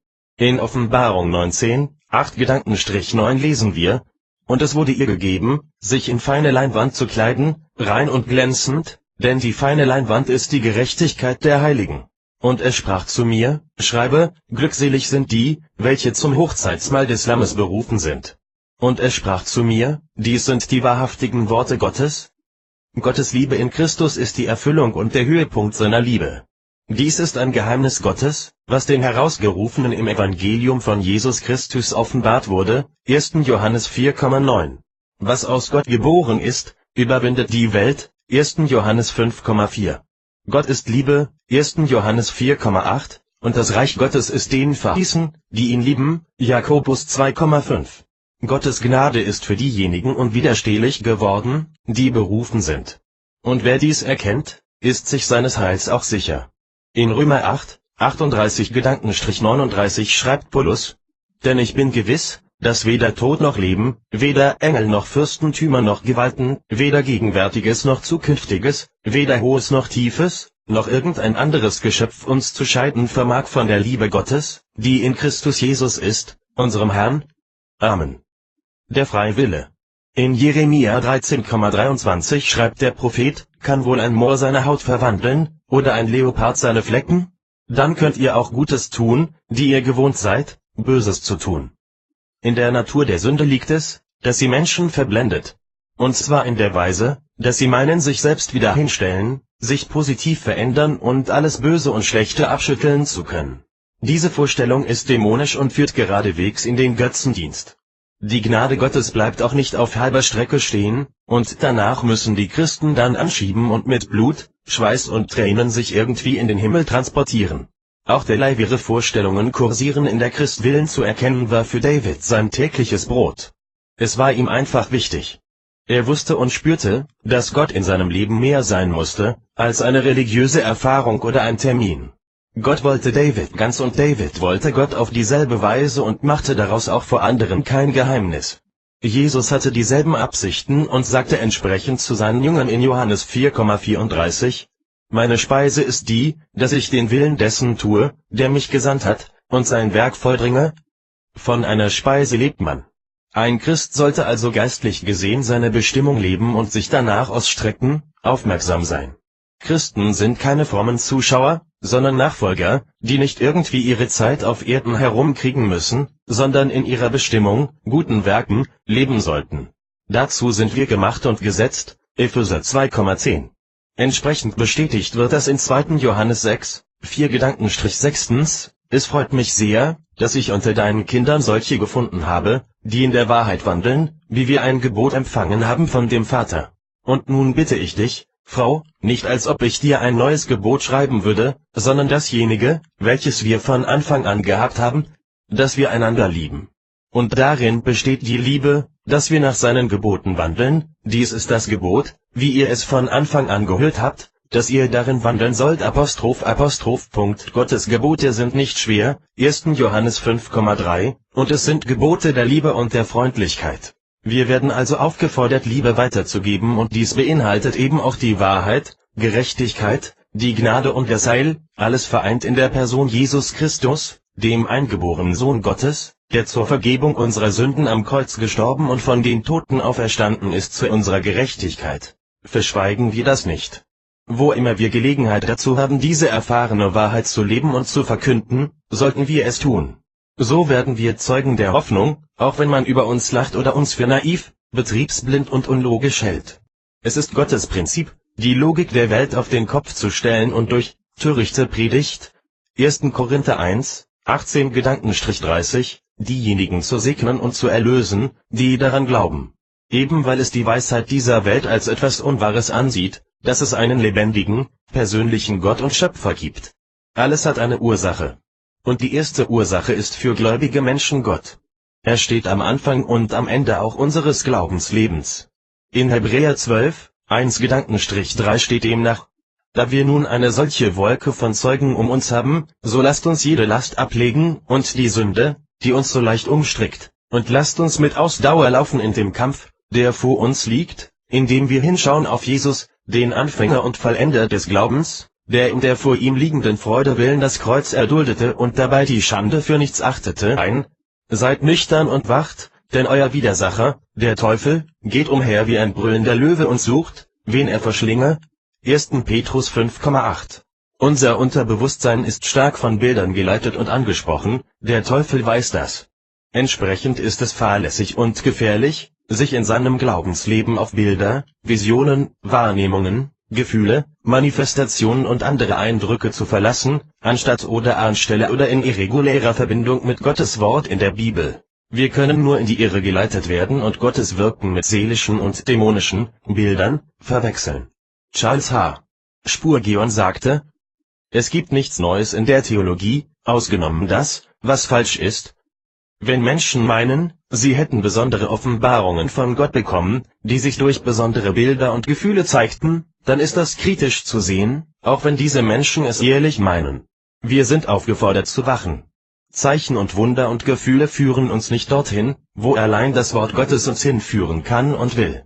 Vielmehr verführen uns Zeichen, aber sie führen uns nicht zu Gott, sondern von ihm weg. In 1. Johannes 4,1 werden wir darum aufgefordert: Ihr Lieben, glaubt nicht einem jeden Geist, sondern prüft die Geister, ob sie von Gott sind, denn es sind viele falsche Propheten ausgegangen in die Welt. Der Heilige Geist ist ein Geist der Selbstkontrolle. Er macht uns wach und aktiv und gibt uns Kraft für das Leben der Nachfolge und ebenso Frieden in unserem verzagten Herzen. Ein fremder Geist macht das Gegenteil. Er lässt uns passiv werden und unnüchtern und süchtig nach Eindrücken. In 2. Korinther 11, 3-4 schreibt Paulus: Ich fürchte aber, dass wie die Schlange Eva verführte mit ihrer List, so auch eure Gedanken abgewendet werden von der Einfalt und Lauterkeit gegenüber Christus. Denn wenn einer zu euch kommt und einen anderen Jesus predigt, den wir nicht gepredigt haben, oder ihr einen anderen Geist empfangt, den ihr nicht empfangen habt, oder ein anderes Evangelium, das ihr nicht angenommen habt, so ertragt ihr das recht gern. Leider ist das heute nicht mehr zu übersehen, wie fremde Geister in den Gemeinden gerne aufgenommen werden und man meint, dass Gott in niedergewesener Art und Weise zu den Gläubigen spricht. Aber ist das so?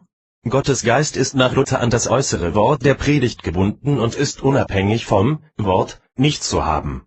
Eine mystische Variante des Evangeliums gibt es nicht und auch nicht des Heiligen Geistes. Was ist der Glaube? In Hebräer 11,1 wird er so definiert: Es ist aber der Glaube eine feste Zuversicht auf das, was man hofft, und ein Nichtzweifeln an dem, was man nicht sieht. Wie kann man also glauben, was man sieht? Auch in sich selbst sieht? Glauben ist kein Nichtwissen, sondern ein Nichtzweifeln, das ist ein Unterschied. Glauben und Denken zusammenzubringen bedeutet Arbeit. Das Fürwahrhalten macht mir Mühe. auch gerade die Wahrheiten über mich selbst glauben zu kämpfen und fürchteten sich vor manchen Situationen in ihrem Leben. Gott hat immer geholfen. Gott vergibt uns nicht unsere Sünden und überlässt uns dann uns selbst. Wir werden erzogen und sind geliebt, weil wir Kinder des Allerhöchsten sind. Paulus schreibt entsprechend in Römer 8, 15 17. Denn ihr habt nicht einen knechtischen Geist empfangen, dass ihr euch abermals fürchten müsstet, sondern ihr habt einen kindlichen Geist empfangen, durch den wir rufen, Abba, lieber Vater. Der Geist selbst gibt Zeugnis unserem Geist, dass wir Gottes Kinder sind. Sind wir aber Kinder, so sind wir auch Erben, nämlich Gottes Erben und Miterben Christi, wenn wir denn mit ihm leiden, damit wir auch mit zur Herrlichkeit erhoben werden. Uns erwartet in der Ewigkeit bei Gott ein unbeschreiblich herrliches Leben. Und es ist wahr, dass die Leiden dieser Zeit auf der Erde, im Vergleich dazu, nur eine kleine Randnotiz sein wird. Aber eine nötige Randnotiz, die uns auf das, was kommen wird, auch vorbereitet und in unserem Wesen verändert. Gott wird es gut machen, mit dir und mir. Amen. Der Seelenseligkeit. In 1. Korinther 13,2 schreibt der Apostel Paulus Folgendes: Und wenn ich Weissagung hätte und alle Geheimnisse wüsste und alle Erkenntnis, und wenn ich allen Glauben besäße, so dass ich Berge versetzte, aber keine Liebe hätte, so wäre ich nichts. Der Gedanke allein macht einen krank. Was wäre, wenn es nichts gäbe? Also gar nichts, überhaupt nichts, alles leer und hohl und niemals existierend? Sogar der Gedanke an das Nichts wäre unmöglich, gespenstisch und angsteinflößend. Aber immerhin wissen wir ja, dass es zumindest diesen Planeten, Menschen und Tiere gibt. Und auch dieses Sonnensystem mit all seinen Monden, Sternen und Planeten, immerhin, oder? Die Bibel sagt nun, dass man alles, wirklich alles, wissen und besitzen könnte, dies aber ohne Liebe, also ohne Gott, der Liebe ist, ebenso viel wert wäre wie nichts. Was braucht der Mensch wirklich, um seinem erstaunlichen Dasein einen Sinn zu geben, damit unter dem Strich mehr als dieses ominöse Nichts herauskommt? Tatsächlich Liebe. Was kann der Seele auch mehr Seligkeit geben als Liebe? Was? Wer? Aber nicht irgendeine Liebe oder eine rein menschlich definierte Liebe, die sich auf Geld, Sex, Fußball, Kinder und eine gewisse moralische Handlung konzentriert und sich darauf reduziert.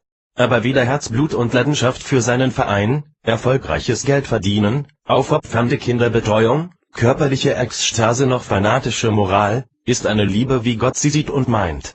Es geht um mehr, um unsere ewige Seele und deren Seligkeit. 1. Petrus 1, 8-9. Ihn habt ihr nicht gesehen und habt ihn doch lieb, und nun glaubt ihr an ihn, obwohl ihr ihn nicht seht. Ihr werdet euch aber freuen mit unaussprechlicher und herrlicher Freude, wenn ihr das Ziel eures Glaubens erlangt, nämlich der Seelenseligkeit. Diese Welt vergeht, was wirke unseres Heils, sonst nichts. Es ist der Trost unserer Seele und der Grund unserer Freude, Jesaja 51,9-15. Wenn du nun erkennst, dass du Vergebung und Erlösung brauchst, dann kommt das von Gott und du bist bereits ein neuer Mensch, Johannes 6,44. Ohne Konsequenzen unserer Sünde geht es nicht, denn Gott ist heilig, heilig, heilig. Die Frage ist nur, ob wir die Strafe selbst tragen wollen, oder sie von Jesus tragen lassen, dem Lamm Gottes. Der Teufel ist durch dreierlei überwunden, erster durch des Lammes Blut, zweiten das Wort unseres Zeugnisses, dritten unsere Hoffnung auf das ewige Leben bei Gott. Wer es glaubt, ist selig, vollendete Gegenwart. Lukas 1,45, in Offenbarung 3,5 lesen wir: Wer überwindet, der soll mit weißen Kleidern angetan werden, und ich werde seinen Namen nicht austilgen aus dem Buch des Lebens, und ich will seinen Namen bekennen vor meinem Vater und vor seinen Engeln. Das Gegenteil von einem getragenen Überwinder ist ein wankelmütiger Mitläufer. Einer, der früher oder später aussteigt, weil es ihm zu mühsam oder zu langweilig wird. Das sind nach Lukas 8,13 solche, bei denen auf den Felsen gesät wurde. Sie glauben nur für eine Zeit, dann fallen sie ab, weil sie keine Wurzeln hatten und nicht wirklich zu Jesus gehörten. Wer an die Vergebung seiner Sünden glaubt, weil er verstanden hat, diese Gnade bitter nötig zu haben, dem wird sein Glaubensleben auch nicht langweilig, sondern eine selige Verpflichtung seines erneuerten Herzens. Ein Kind Gottes hält an dem fest, der ihn festhält. Ein Überwinder ist jemand, der an den Überwinder glaubt, und somit von neuem geboren wurde. Und wo wir stolpern und in Sünde fallen, da ist Gott treu und gerecht, und wird unser Verlangen nach Vergebung durch Jesus Christus auch immer erfüllen wollen. 1. Johannes 1,9. Ein Überwinder ist auch ein Bekenner, jemand, der aufrichtig ist vor Gott, und auch über den Grund seiner Hoffnung Auskunft geben will ohne Scham. 2. Timotheus 1,8. Es ist die beste Botschaft, die es gibt: Jesus rettet. Es gilt, was wir in 1. Johannes 5, 4-5 lesen und im Glauben annehmen dürfen: Denn alles, was von Gott geboren ist, überwindet die Welt, und unser Glaube ist der Sieg, der die Welt überwunden hat. Wer ist es aber, der die Welt überwindet, wenn nicht der, der glaubt, dass Jesus Gottes Sohn ist? Geduldete Ahnungslosigkeit. Was wir verstehen, damit können wir normalerweise auch angemessen umgehen. Fehler, Fehleinschätzungen, Unüberlegtes, Dummes und Oberflächliches und so weiter entsteht meist aus einer gewissen Unwissenheit, Vorehrlichkeit und Ahnungslosigkeit heraus. Es ist wahr, hätten die Menschen seiner Zeit wirklich erkannt, wer Jesus Christus ist, sie hätten sich eher selbst umgebracht, als den Sohn Gottes ans Kreuz zu schlagen. Jesus ließ seine Verkläger in mancher Hinsicht auch bewusst im Unklaren, denn wäre er nicht verurteilt und aus freien Stücken, wo wir sehen werden, was Gott denen bereithält, die an ihn glaubten und ihn liebten. 1. Korinther 2,9. Das Evangelium von der Vergebung der Sünden durch Gottes Sohn Jesus Christus ist aller Ehren wert. Und zwar dort, wo der Ursprung und die Quelle allen Seins und Werdens ist und auch immer sein wird, beim Vater im Himmel.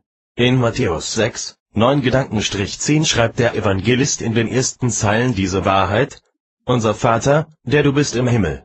Geheiligt werde dein Name. Dein Reich komme.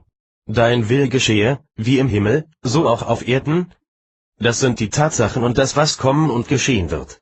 Jesus kommt wieder, wie er es versprochen hat, Matthäus 24,30, und die Freude und der Friede wird nie mehr ein Ende finden.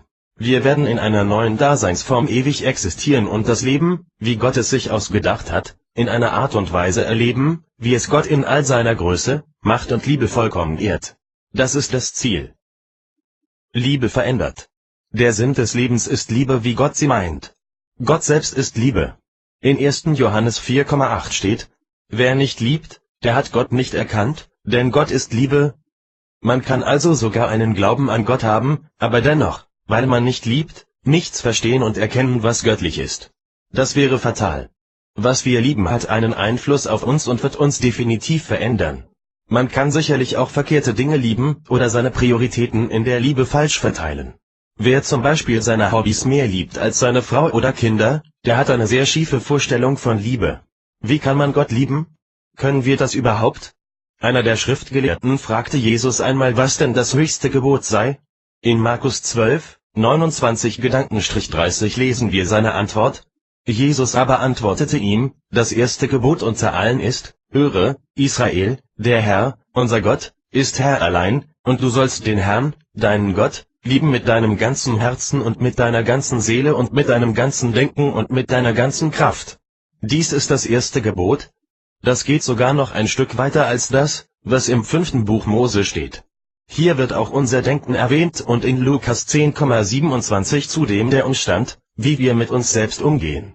Gott zu lieben hat also explizit etwas damit zu tun, was wir sowohl in unserem Kopf, unserer Seele, also auch die Gefühle, und in unseren Taten, was wir uns etwas kosten lassen, sprechen lassen. Gott sieht das. Was wir lieben verändert uns und Gott zu lieben verändert auch unser praktisches Leben und unsere Beziehung und unser Verhältnis zu anderen Menschen. Und nicht zuletzt auch zu uns selbst. Wer nur auf seinen Verstand setzt in seinem Glaubensleben, kann vermutlich ebenso in einer geistlichen Schieflage landen, als auch derjenige, der seinen Verstand außen vor lässt und nur auf seine Gefühle und sein seelisches Wohlgefallen setzt. Die Bibel betont aber beides: Verstand und Gebot habe ich empfangen von meinem Vater. Jesus war nicht seine Unabhängigkeit wichtig, sondern seine Liebe zum Vater im Himmel. Ihm war schon als 12-jähriges Kind klar, dass er Gottes Willen erfüllen will. Lukas 2,49. Wisst ihr nicht, dass ich sein muss in dem, was meines Vaters ist? Jesus war im Tempel, der Gott gehörte und für ihn erbaut wurde. Später sagte er, dass er genau diesen Tempel, wenn er zerstört wäre, in 3 Tagen wieder aufbauen würde. Johannes 2, 19-21. Beides ist geschehen, aber nicht mit dem Gebäude, sondern mit ihm selbst, da er vom Tempel seines Leibes sprach. Die Kreuzigung zerstörte seinen Leib, und die Auferstehung am 3. Tage war der Neuaufbau. Durch die Vergebung der Sünden wurden Glaubende eine neue Kreatur. 2. Korinther 5,17, und zum Tempel des Heiligen Geistes. 1. Korinther 6,19. Uns ist es ebenso ergangen wie Jesus Christus, da wir mit gekreuzigt und mit auferstanden sind.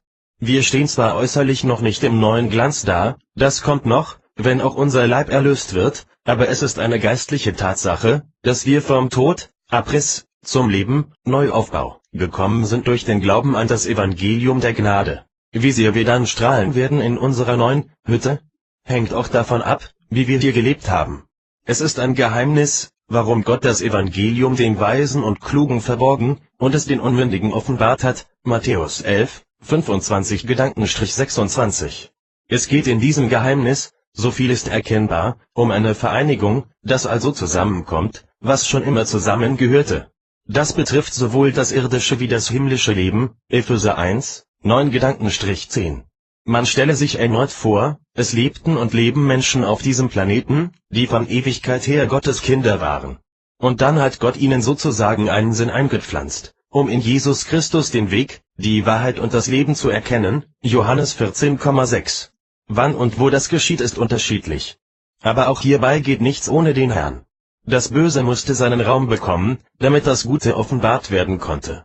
Da Gott das schon vorher wusste, hat er einen Zeitpunkt bestimmt, an dem Golgatha und das Kreuz zum Fixpunkt der Zeiten wurde, an dem Gut und Böse getrennt worden ist. Die Gnade triumphiert deshalb, weil Gott nicht seine Ansprüche heruntergeschraubt hat, Gott ist heilig und kann nicht weniger heilig sein, sondern weil Jesus Christus gesucht und gefunden hat, was verloren war. Lukas 19,10. Was Gott nun finden will, nennt man Vorherbestimmung, Gnade und Gerechtigkeit. In Römer 16, 25-27 lesen wir: Dem aber, der euch stärken kann gemäß meinem Evangelium und der Predigt von Jesus Christus, durch die das Geheimnis offenbart ist, das seit ewigen Zeiten verschwiegen war, nun aber offenbart und kundgemacht ist durch die Schrift, denen die Liebe hervorgeht und plausibel wird, umso mehr. Unsere Glaubensgrundlage ist das Wort Gottes in der Bibel, aber unsere Worte können auch unsere eigenen Worte sein und unsere eigene Persönlichkeit beinhalten. Dann reden wir nicht über den Glauben und diesen Gott, sondern über meinen Glauben und meinen Jesus. Dann wird Gnade und Vergebung und Liebe greifbar und überaus persönlich. Nur so werden wir auch gehört und ernst genommen. Es ist klar, dass man nicht nur mit Worten predigen sollte, per Brief, Telefon oder Andachten im Internet, sondern mit den Taten. 2. Korinther 10, 10-11. Gott befähigt Menschen, seine Worte zu gebrauchen durch den Heiligen Geist. Darum dürfen wir im Glauben bitten. Und wenn wir den Drang und den Ruf danach haben, etwas zu sagen, dann sollten wir das auch ernst nehmen und um Führung beten. Wir sollen es nicht wie Mose machen, der sich als ungeeignet ansah und auf seine schwere Zunge verwies. 2. Mose 4,10. Gott hatte ihn erwählt und befähigt und ihm mit Aaron einen redegewandten Mann an die Seite gestellt. Heutzutage reden vermutlich manchmal zu viele Leute anstatt zu wenige, gerade im christlichen Bereich. Wenn es nur aus eigenem Antrieb geschieht, oder man sich selbst profilieren will, oder sich einfach selbst gerne reden hört, dann läuft etwas falsch. Manche predigen sogar während sie beten, was mich immer wieder verwundert, als ob man Gott erzählen müsste, was in seinem Wort steht. Wir sollen nicht plappern wie die Heiden und durch viele Worte Gott und Menschen beeindrucken wollen. Matthäus 6,7. Es kommt auf das richtige Wort zur rechten Zeit an, und vor allem auf die Gesinnung meines Herzens. Es geht um eine vertrauensvolle Hingabe, die von Herzen kommt, das sollen wir vermitteln. Aus so einer Predigt kommt dann auch der Glaube und das Wort Christi wird lebendig. Bekenntnisse des Heils. David schreibt in Psalm 40, 11-12 Anführungszeichen: Deine Gerechtigkeit verbarg ich nicht in meinem Herzen, ich redete von deiner Wahrheit und von deinem Heil, deine Gnade und Wahrheit verschwieg ich nicht vor der großen Gemeinde. Du, Herr, wollest dein Herz nicht vor mir verschließen, lass deine Gnade und deine Wahrheit mich allezeit behüten. Ein Psalm Davids, voller Leidenschaft und Zuversicht. Er lobt Gottes Gerechtigkeit, seine Liebe und Aufmerksamkeit. Er machte kein Geheimnis aus seinem Herzen und scheute auch nicht die Öffentlichkeit und war leidenschaftlich und echt und schämte sich nicht. In Lukas 12,8 steht: Ich sage euch aber, jeder, der sich zu mir bekennen wird vor den Menschen, zu dem wird sich auch der Sohn des Menschen bekennen vor den Engeln Gottes. Wahrheit und Gnade behütet einen gläubigen Menschen. Darum sollten wir uns auch stets danach ausstrecken, sie zu suchen, zu erkennen und darin zu wachsen und zu lernen. Gottes Willen zu erkennen war für David sein tägliches Brot. Es war ihm einfach wichtig. Er wusste und spürte, dass Gott in seinem Leben mehr sein musste, als eine religiöse Erfahrung oder ein Folge und ebenso Frieden in unserem verzagten Herzen. Ein fremder Geist macht das Gegenteil. Er lässt uns passiv werden und unnüchtern und süchtig nach Eindrücken. In 2. Korinther 11, 3-4 schreibt Paulus: Ich fürchte aber, dass wie die Schlange Eva verführte mit ihrer List, so auch eure Gedanken abgewendet werden von der Einfalt und Lauterkeit gegenüber Christus. Denn wenn einer zu euch kommt und einen anderen Jesus predigt, den wir nicht gepredigt haben, oder ihr einen anderen Geist empfangt, den ihr nicht empfangen habt, oder ein anderes Evangelium, das ihr nicht angenommen habt, so ertragt ihr das recht gern. Leider ist das heute nicht mehr zu übersehen, wie fremde Geister in den Gemeinden gerne aufgenommen werden und man meint, dass Gott in niedergewesener Art und Weise zu den Gläubigen spricht. Aber ist das so? Gottes Geist ist nach Luther an das äußere Wort der Predigt gebunden und ist unabhängig vom Wort nicht zu haben. Eine mystische Variante des Evangeliums gibt es nicht und auch nicht des Heiligen Geistes. Was ist der Glaube? In Hebräer 11,1 wird er so definiert: Es ist aber der Glaube eine feste Zuversicht auf das, was man hofft, und ein Nichtzweifeln an dem, was man nicht sieht. Wie kann man also glauben, was man sieht? Auch in sich selbst sieht? Glauben ist kein Nichtwissen, sondern ein Nichtzweifeln, das ist ein Unterschied. Glauben und Denken zusammenzubringen bedeutet Arbeit. Das, für wahr halten, macht mir Mühe. Auch gerade die Wahrheiten über mich selbst. Viele machen sich diese Mühe nicht mehr und genießen es lieber mit Gott in Bildern, Stimmungen und Gefühlen zu kommunizieren, anstatt sein Wort zu studieren und zu lernen. Aber Gott ist nicht dort, wo sie meinen. Unterlassen oder vernachlässigen wir diese geistliche Arbeit mit dem inspirierten Wort Gottes in der Bibel, ebenso wie das Beten, geraten wir in jeder Weise in Unordnung. Dann haben wir nicht mehr die Kontrolle, sondern werden passive Gefühlschristen. Das ist nicht der Wille Gottes, sondern unsere Heiligung, 1. Thessalonicher 4,3, und dies allein auf Grundlage des Wortes Gottes in der Bibel. Wer wird bestehen? Ein Sünder ist jemand, der, bewusst oder unbewusst, aus seiner perfekten Stellung und seiner geraden Beziehung und seiner heiligen, ungetrübten sowie freien Verkörperung vor Gott, mit Gewalt herausbricht und darin verharrt.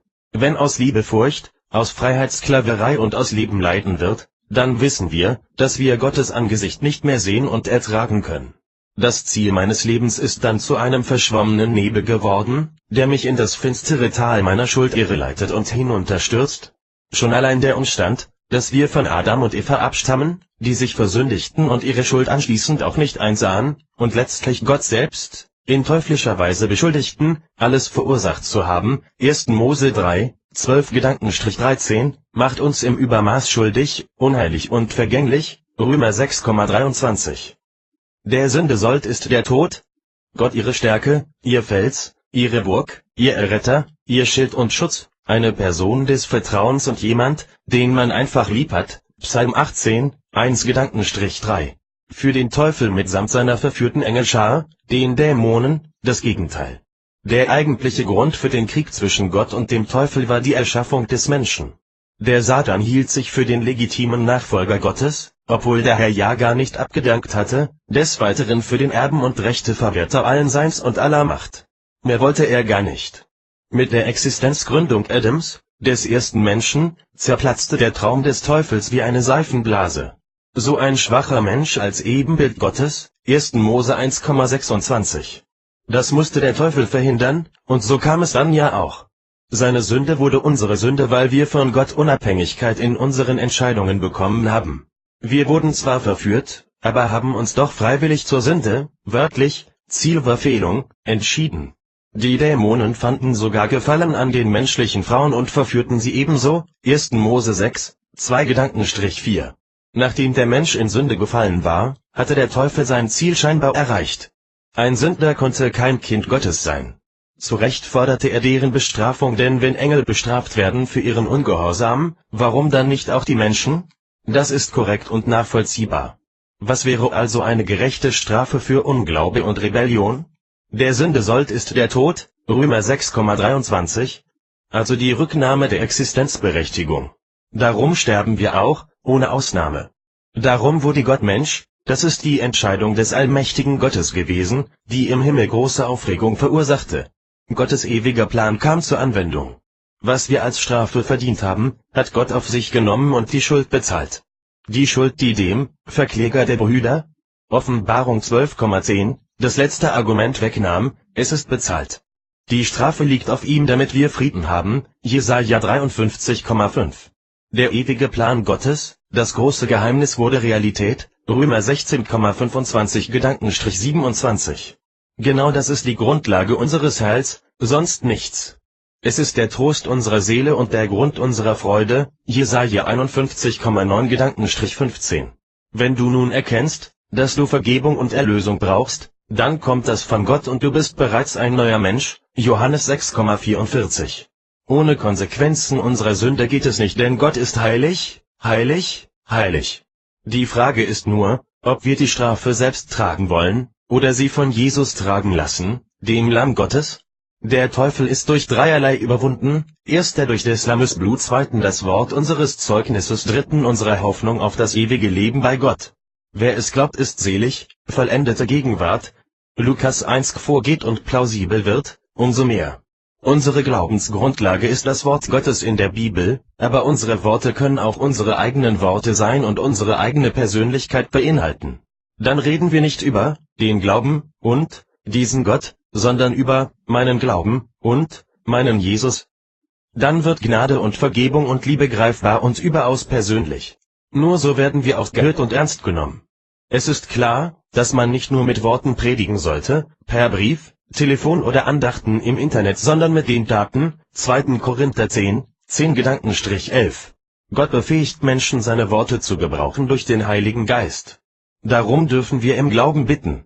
Und wenn wir den Drang und den Ruf danach haben, etwas zu sagen, dann sollten wir das auch ernst nehmen und um Führung beten.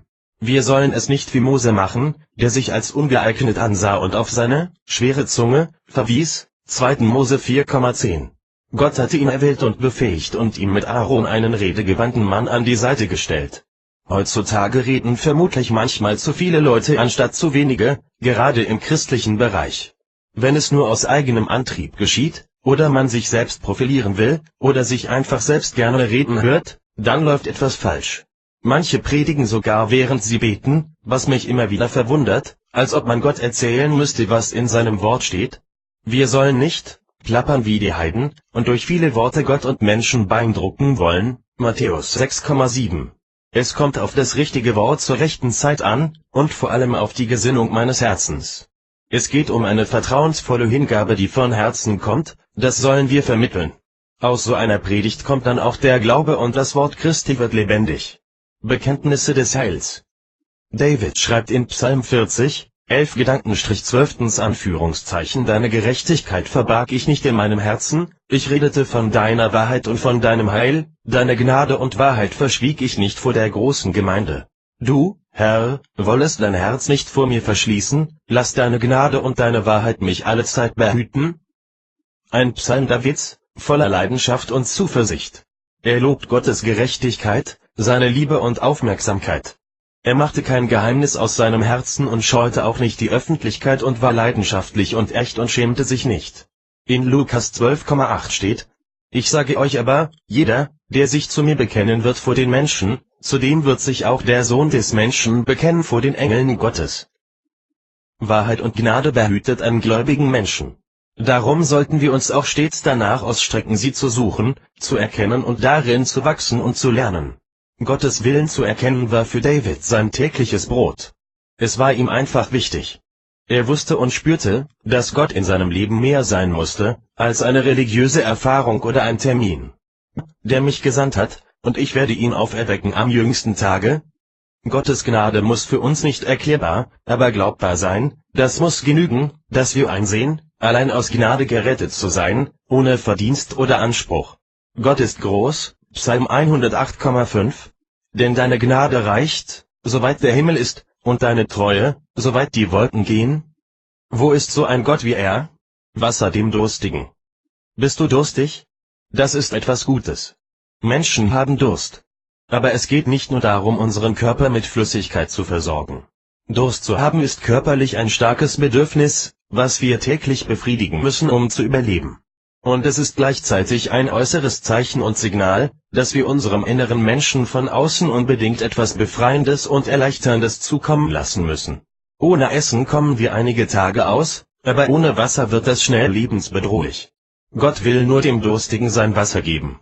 Das bedeutet im übertragenen Sinne, dass jemand, der nicht durstig ist, mit dem Wasser, was Gott schenkt, nichts anzufangen weiß bzw. damit kein Bedürfnis stellt, sondern es mehr oder weniger vergeudet und missachtet. In den Worten zum Abendmahl wird das in 1. Korinther 11, 26-29 angemahnt: Denn so oft ihr von diesem Brot esst und aus dem Kelch trinkt, verkündigt ihr den Tod des Herrn, bis er kommt. Wer nun unwürdig von dem Brot isst oder aus dem Kelch des Herrn trinkt, der wird schuldig sein am Leib und Blut des Herrn. Der Mensch prüfe aber sich selbst, und so esse er von diesem Brot und trinke aus diesem Kelch. Denn wer so isst und trinkt, dass er den Leib des Herrn nicht achtet, der isst und trinkt sich selber zum Gericht. In der Gemeinde in Korinth ging es teils ziemlich drunter und drüber. Paulus musste deutliche Worte sprechen, da viele dort die Abendmahlfeier zu einem unwürdigen Gelage ohne Ordnung und Respekt verkommen ließen. Sie hatten keine Achtung und keinen Respekt vor dieser Handlung und womöglich vergessen, wer ihren Durst stillte. Ihre Einstellung war unwürdig, oberflächlich und unreif. Sie haben nicht wirklich verstanden, mit wem sie es zu tun hatten in diesem Gedächtnismahl und dem, was dahinter steckte. Jesus sagte, dass er das Alpha und das Omega ist. Und zudem, dass seine Worte wahrhaftig und sicher sind. Er hat alles neu gemacht durch das Wasser für die Durstigen. Und das zählt für die Gläubigen, die dadurch in Gott zu einer neuen Kreatur wurden, 2. Korinther 5,17. Sie waren durstig und haben im Glauben von diesem lebendigen Wasser trinken dürfen. Und selbst dieser Durst ist auch nur das Wirken Gottes gewesen, der uns zur Buße führt, Römer 2,4. Gottes Plan und Ziel war und ist, alles neu zu machen. Und am Beispiel mit dem Samenkorn, was in die Erde kommt und dort stirbt, um zu wachsen und etwas Neues zu offenbaren, Johannes 12,24, ist es auch mit dem Menschen und allem, was durch die Sünde sterblich und böse geworden ist.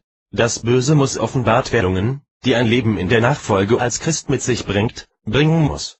In 1. Petrus 2, 20-21 steht: Denn was ist das für ein Ruhm, wenn ihr um schlechter Taten willen geschlagen werdet und es geduldig ertragt? Aber wenn ihr um guter Taten willen leidet und es ertragt, das ist Gnade bei Gott. Denn dazu seid ihr berufen, da auch Christus gelitten hat für euch und euch ein Vorbild hinterlassen, dass ihr sollt nachfolgen seinen Fußtapfen. Anteil an den Leiden Christi zu haben, beinhaltet auch Unrecht zu ertragen, verleumdet und angegriffen zu werden und auch Kopfschütteln zu ernten und gründlich missverstanden zu werden. Das macht definitiv keinen Spaß und zerrt an den Nerven und ist anstrengend. Wenn wir das manchmal so erleben, sollten wir darüber nicht allzu erschrocken sein oder meinen, dass es nur mir allein so geht. Zu allen Zeiten haben Christen, die ernsthaft geglaubt und sich um ein geistliches und aufrichtiges Leben bemüht haben, mit Schwierigkeiten leben müssen, 1. Petrus 5,9. Wer in seinem Glaubensleben nicht auch davon betroffen ist und meint, dem erfolgreich aus dem Weg gehen zu können, hat noch nicht verstanden, dass es hier keine Schlupflöcher gibt und keine Abkürzungen.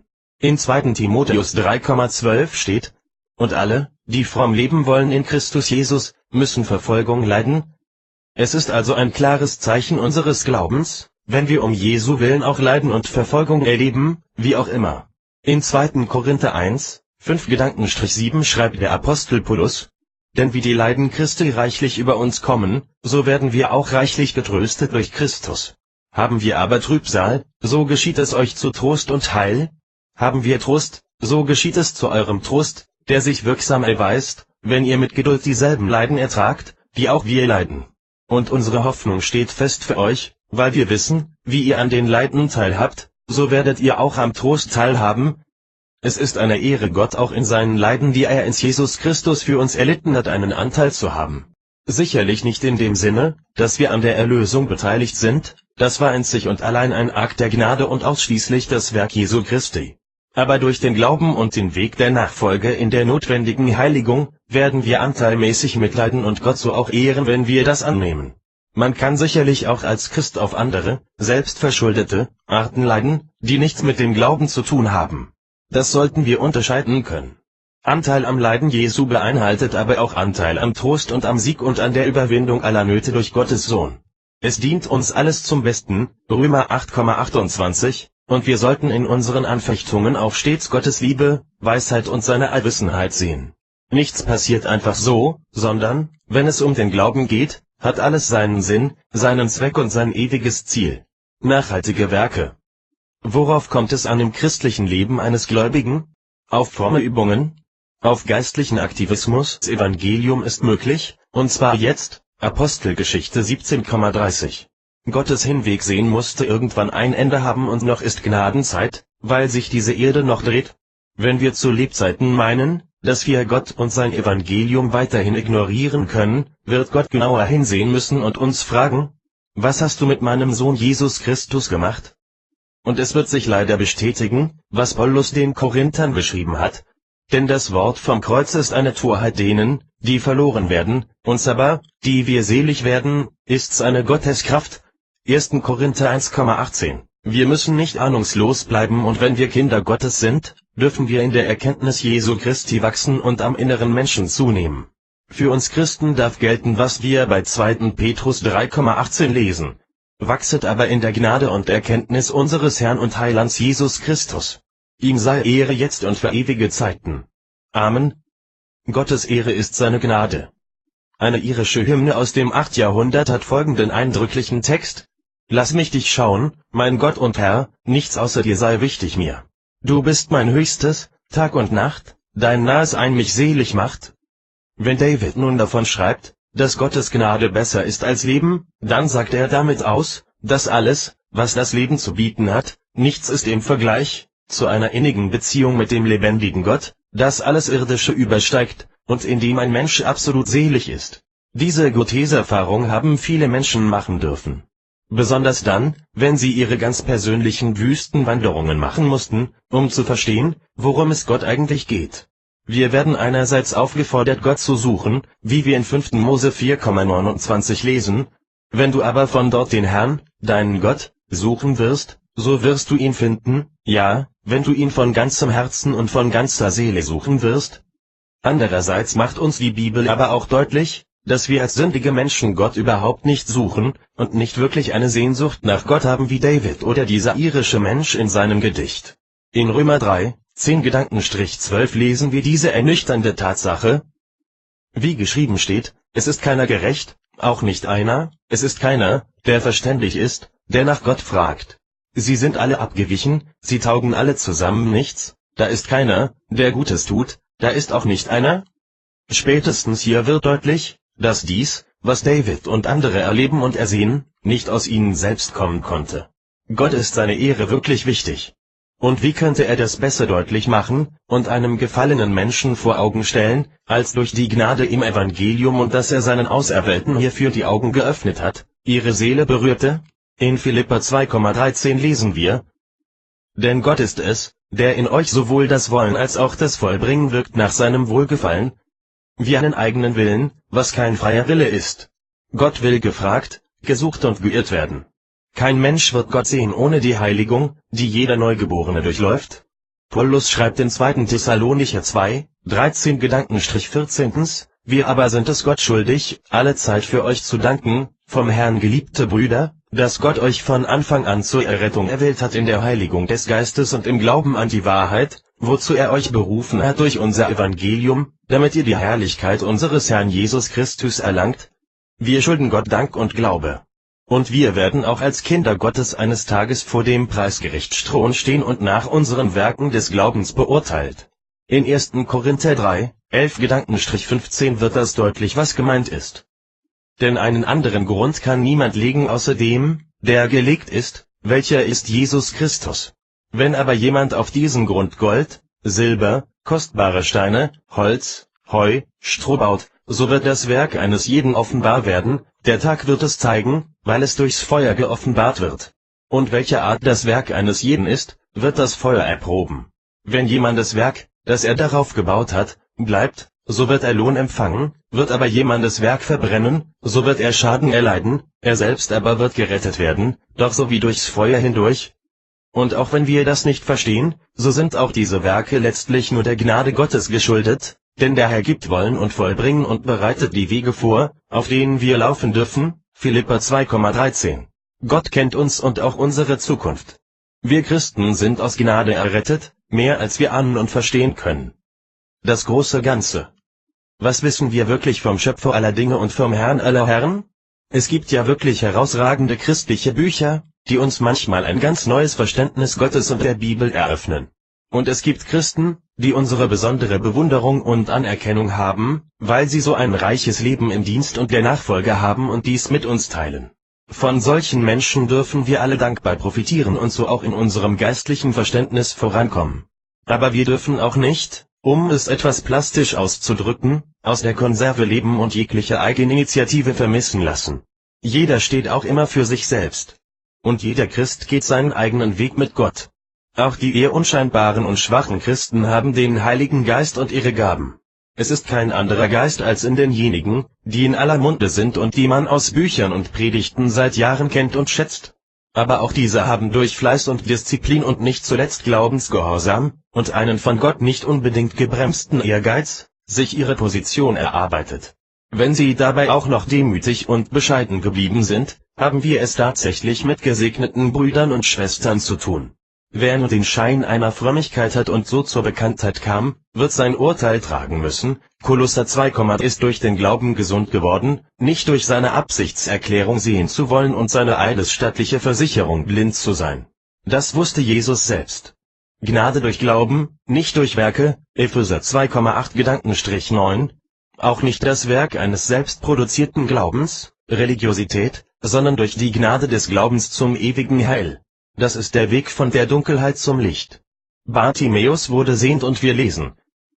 Und er folge ihm nach auf dem Wege, Markus 10,52. Er sah den Weg der Nachfolge. Er wurde also in zweifacher Weise sehend und es ging ihm nicht allein darum, körperlich wieder sehen zu können. Jesus hat das bemerkt und gehandelt. Wie wird er bei dir handeln? Gottes Offenbarung. Gott beweist sich nicht, sondern er offenbart sich. Man kann zwar logische Schlussfolgerungen ziehen, alles was existiert, hat eine Ursache, aber was dann am Ende feststeht, kann wiederum hinterfragt werden, was ist die Ursache für Gott?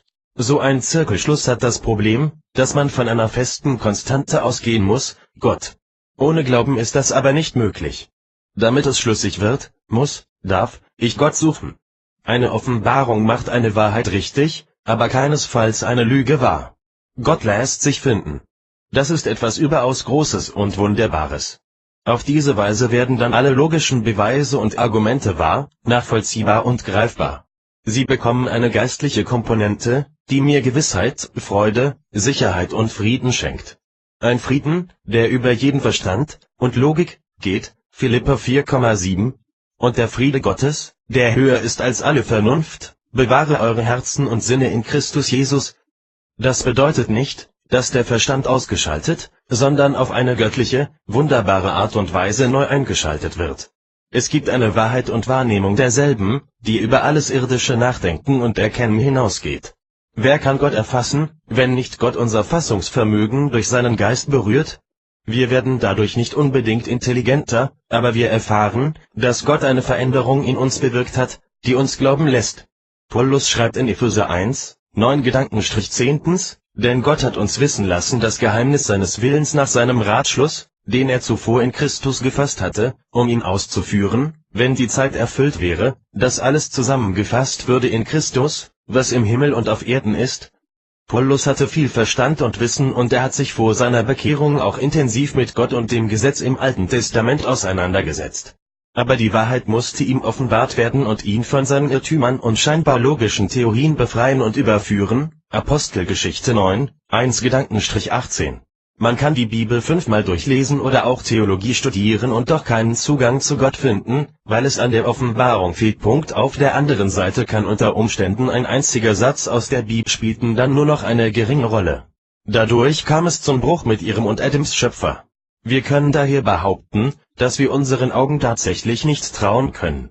Und es ist auch der Grund dafür, dass wir nicht selig werden durch das Sehen, sondern durch den Glauben, Johannes 20,29, Matthäus 13,16. Das ist die geistliche Seite. Erstaunlicherweise beinhaltet dies die Erkenntnis, dass der Mensch wunderbarerweise auf den Glauben angelegt ist. In 2. Korinther 5, 6-7 schreibt Paulus: So sind wir denn alle Zeit getrost und wissen, solange wir im Leibe wohnen, weilen wir fern von dem Herrn, denn wir wandeln im Glauben und nicht im Schauen. Gott hat uns die Ewigkeit ins Herz gelegt. Darum haben wir auch die Bibel, die wir zum einen mit den Augen lesen, dem Gehirn verstehen und mit dem Herzen glauben durch den Heiligen Geist, Johannes 3,3. Darum auch ist Gott zuallererst das Wort und er will auch nicht, dass wir uns ein Bild von ihm machen. Das würde uns in die Irre führen. Leider gibt es nicht weniger Irregeleitete.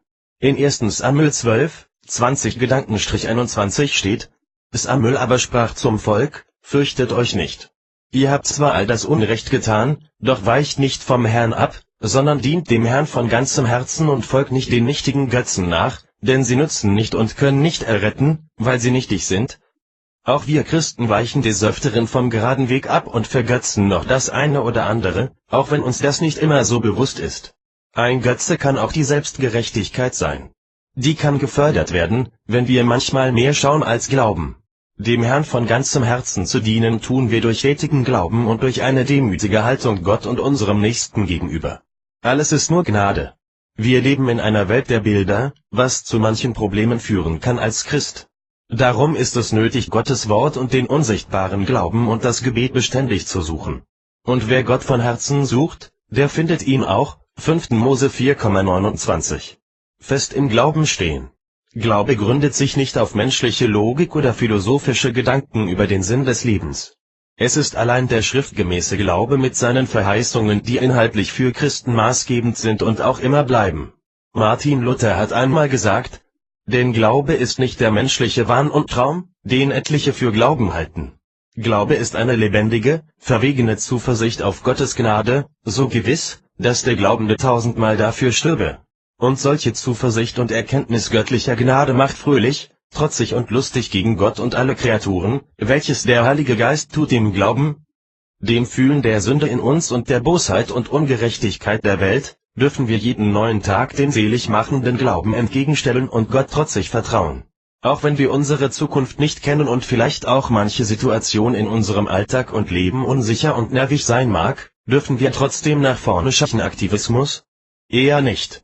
Es kommt darauf an, in den vorbestimmten Wegen zu laufen und sich danach im Glauben beständig auszustrecken. Tun wir das, dann folgen wir nach und es wird uns auf diesen Wegen auch stets gelingen, was gelingen soll. Was Gott bewirkt, wird immer sein Ziel erreichen. Das ist die Nachhaltigkeit von Gottes Werken, die wir tun dürfen. Genau das steht in Epheser 2,10. Denn wir sind seine Schöpfung, erschaffen in Christus Jesus zu guten Werken, die Gott zuvor bereitet hat, damit wir in ihnen wandeln sollen. Und wenn wir uns danach ausstrecken, wird uns Gott auch die Bereitschaft und auch die Fähigkeit geben, das auszurichten, was sein Wille ist. Nicht mehr, aber auch nicht weniger.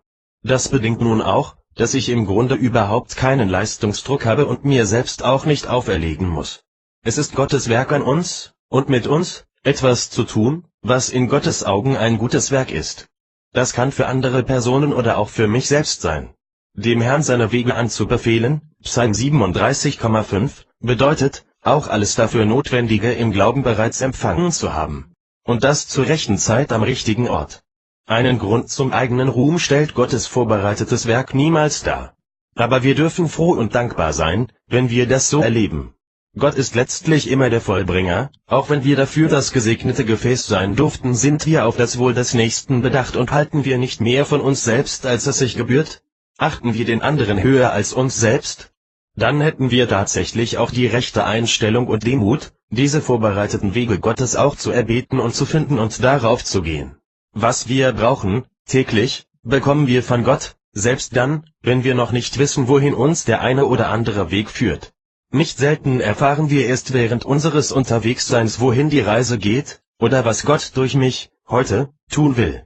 In Philipper 2, 12-15 schreibt Paulus: Darum, meine Geliebten, wie ihr alle Zeit gehorsam gewesen seid, nicht allein in meiner Gegenwart, sondern jetzt noch viel mehr in meiner Abwesenheit, verwirklicht eure Rettung mit Furcht und Zittern, denn Gott ist es, der in euch sowohl das Wollen als auch das Vollbringen wirkt nach seinem Wohlgefallen. Tut alles ohne Murren und Bedenken, damit ihr unsträflich und lauter seid, untadelige Kinder Gottes inmitten eines verdrehten und verkehrten Geschlechts, unter welchem ihr leuchtet als Lichter in der Welt. Das steckt dahinter, nämlich ein Licht zu sein in dieser kaputten Welt und Gesellschaft für Gott. Und das in aller aufrichtigen Bescheidenheit und Demut, aber doch auch in der Kraft des Allerhöchsten, der uns zu Wegweisern und Menschen machen will, die gehört, gesehen, beachtet und gelobt werden, zur Ehre Gottes. Amen. Den Augen nicht trauen. Habt ihr euch nicht auch schon einmal gefragt, was Eva eigentlich wirklich gesehen hatte damals im Paradies? Oder anders gefragt, wie objektiv war ihre Einschätzung dessen, was ihr Auge sie sehen ließ? 3,9 steht entsprechend: Und Gott der Herr ließ aufwachsen aus der Erde allerlei Bäume, verlockend anzusehen und gut zu essen, und den Baum des Lebens mitten im Garten und den Baum der Erkenntnis des Guten und Bösen. Fest steht, dass das Auge auf physikalische Reize der elektromagnetischen Strahlung reagiert. Dabei setzt es die Reize in die Empfindung von Licht und Farbe um. Im tatsächlichen Leben ist der Lichtsinn für den Menschen von sehr großer Bedeutung. Er ist der Leitsinn, der uns eine sichere Orientierung ermöglicht. Das ist die wissenschaftliche Seite. Wir verlieren diese Sicherheit sofort, wenn wir uns mit geschlossenen Augen bewegen. Unser Auge funktioniert nicht für sich allein. Wir benötigen die Hälfte unserer Gehirnkapazität, um etwas zu sehen. Im Grunde sehen wir mit dem Gehirn. Das ist die biologische Seite. Eva hat also nicht in erster Linie der schöne Baum und die leckere Frucht gefallen, sondern ihr Gehirn hat auf Vermutungen reagiert, klug zu werden und wie Gott sein, wie die falsche Schlange suggerierte. Sie stellte sich gedanklich und in ihrem Herzen vor, wie es wäre, wie Gott zu sein. Der Baum und die Frucht, die sie gesehen hatte, spielten dann nur noch eine geringe Rolle. Dadurch kam es zum Bruch mit ihrem und Adams Schöpfer. Wir können daher behaupten, dass wir unseren Augen tatsächlich nicht trauen können. Und es ist auch der Grund dafür, dass wir nicht selig werden durch das Sehen, sondern durch den Glauben, Johannes 20,29, Matthäus 13,16. Das ist die geistliche Seite. Erstaunlicherweise beinhaltet dies die Erkenntnis, dass der Mensch wunderbarerweise auf den Glauben angelegt ist. In 2. Korinther 5, 6-7 schreibt Paulus: So sind wir denn alle Zeit getrost und wissen, solange wir im Leibe wohnen, weilen wir fern von dem Herrn, denn wir wandeln im Glauben und nicht im Schauen. Gott hat uns die Ewigkeit ins Herz gelegt. Darum haben wir auch die Bibel, die wir zum einen mit den Augen lesen, dem Gehirn verstehen und mit dem Herzen glauben durch den Heiligen Geist, Johannes 3,3. Darum auch ist Gott zuallererst das Wort und er will auch nicht, dass wir uns ein Bild von ihm machen. Das würde uns in die Irre führen. Leider gibt es nicht weniger Irregeleitete. In 1. Samuel 12, 20-21 steht: Samuel aber sprach zum Volk: Fürchtet euch nicht.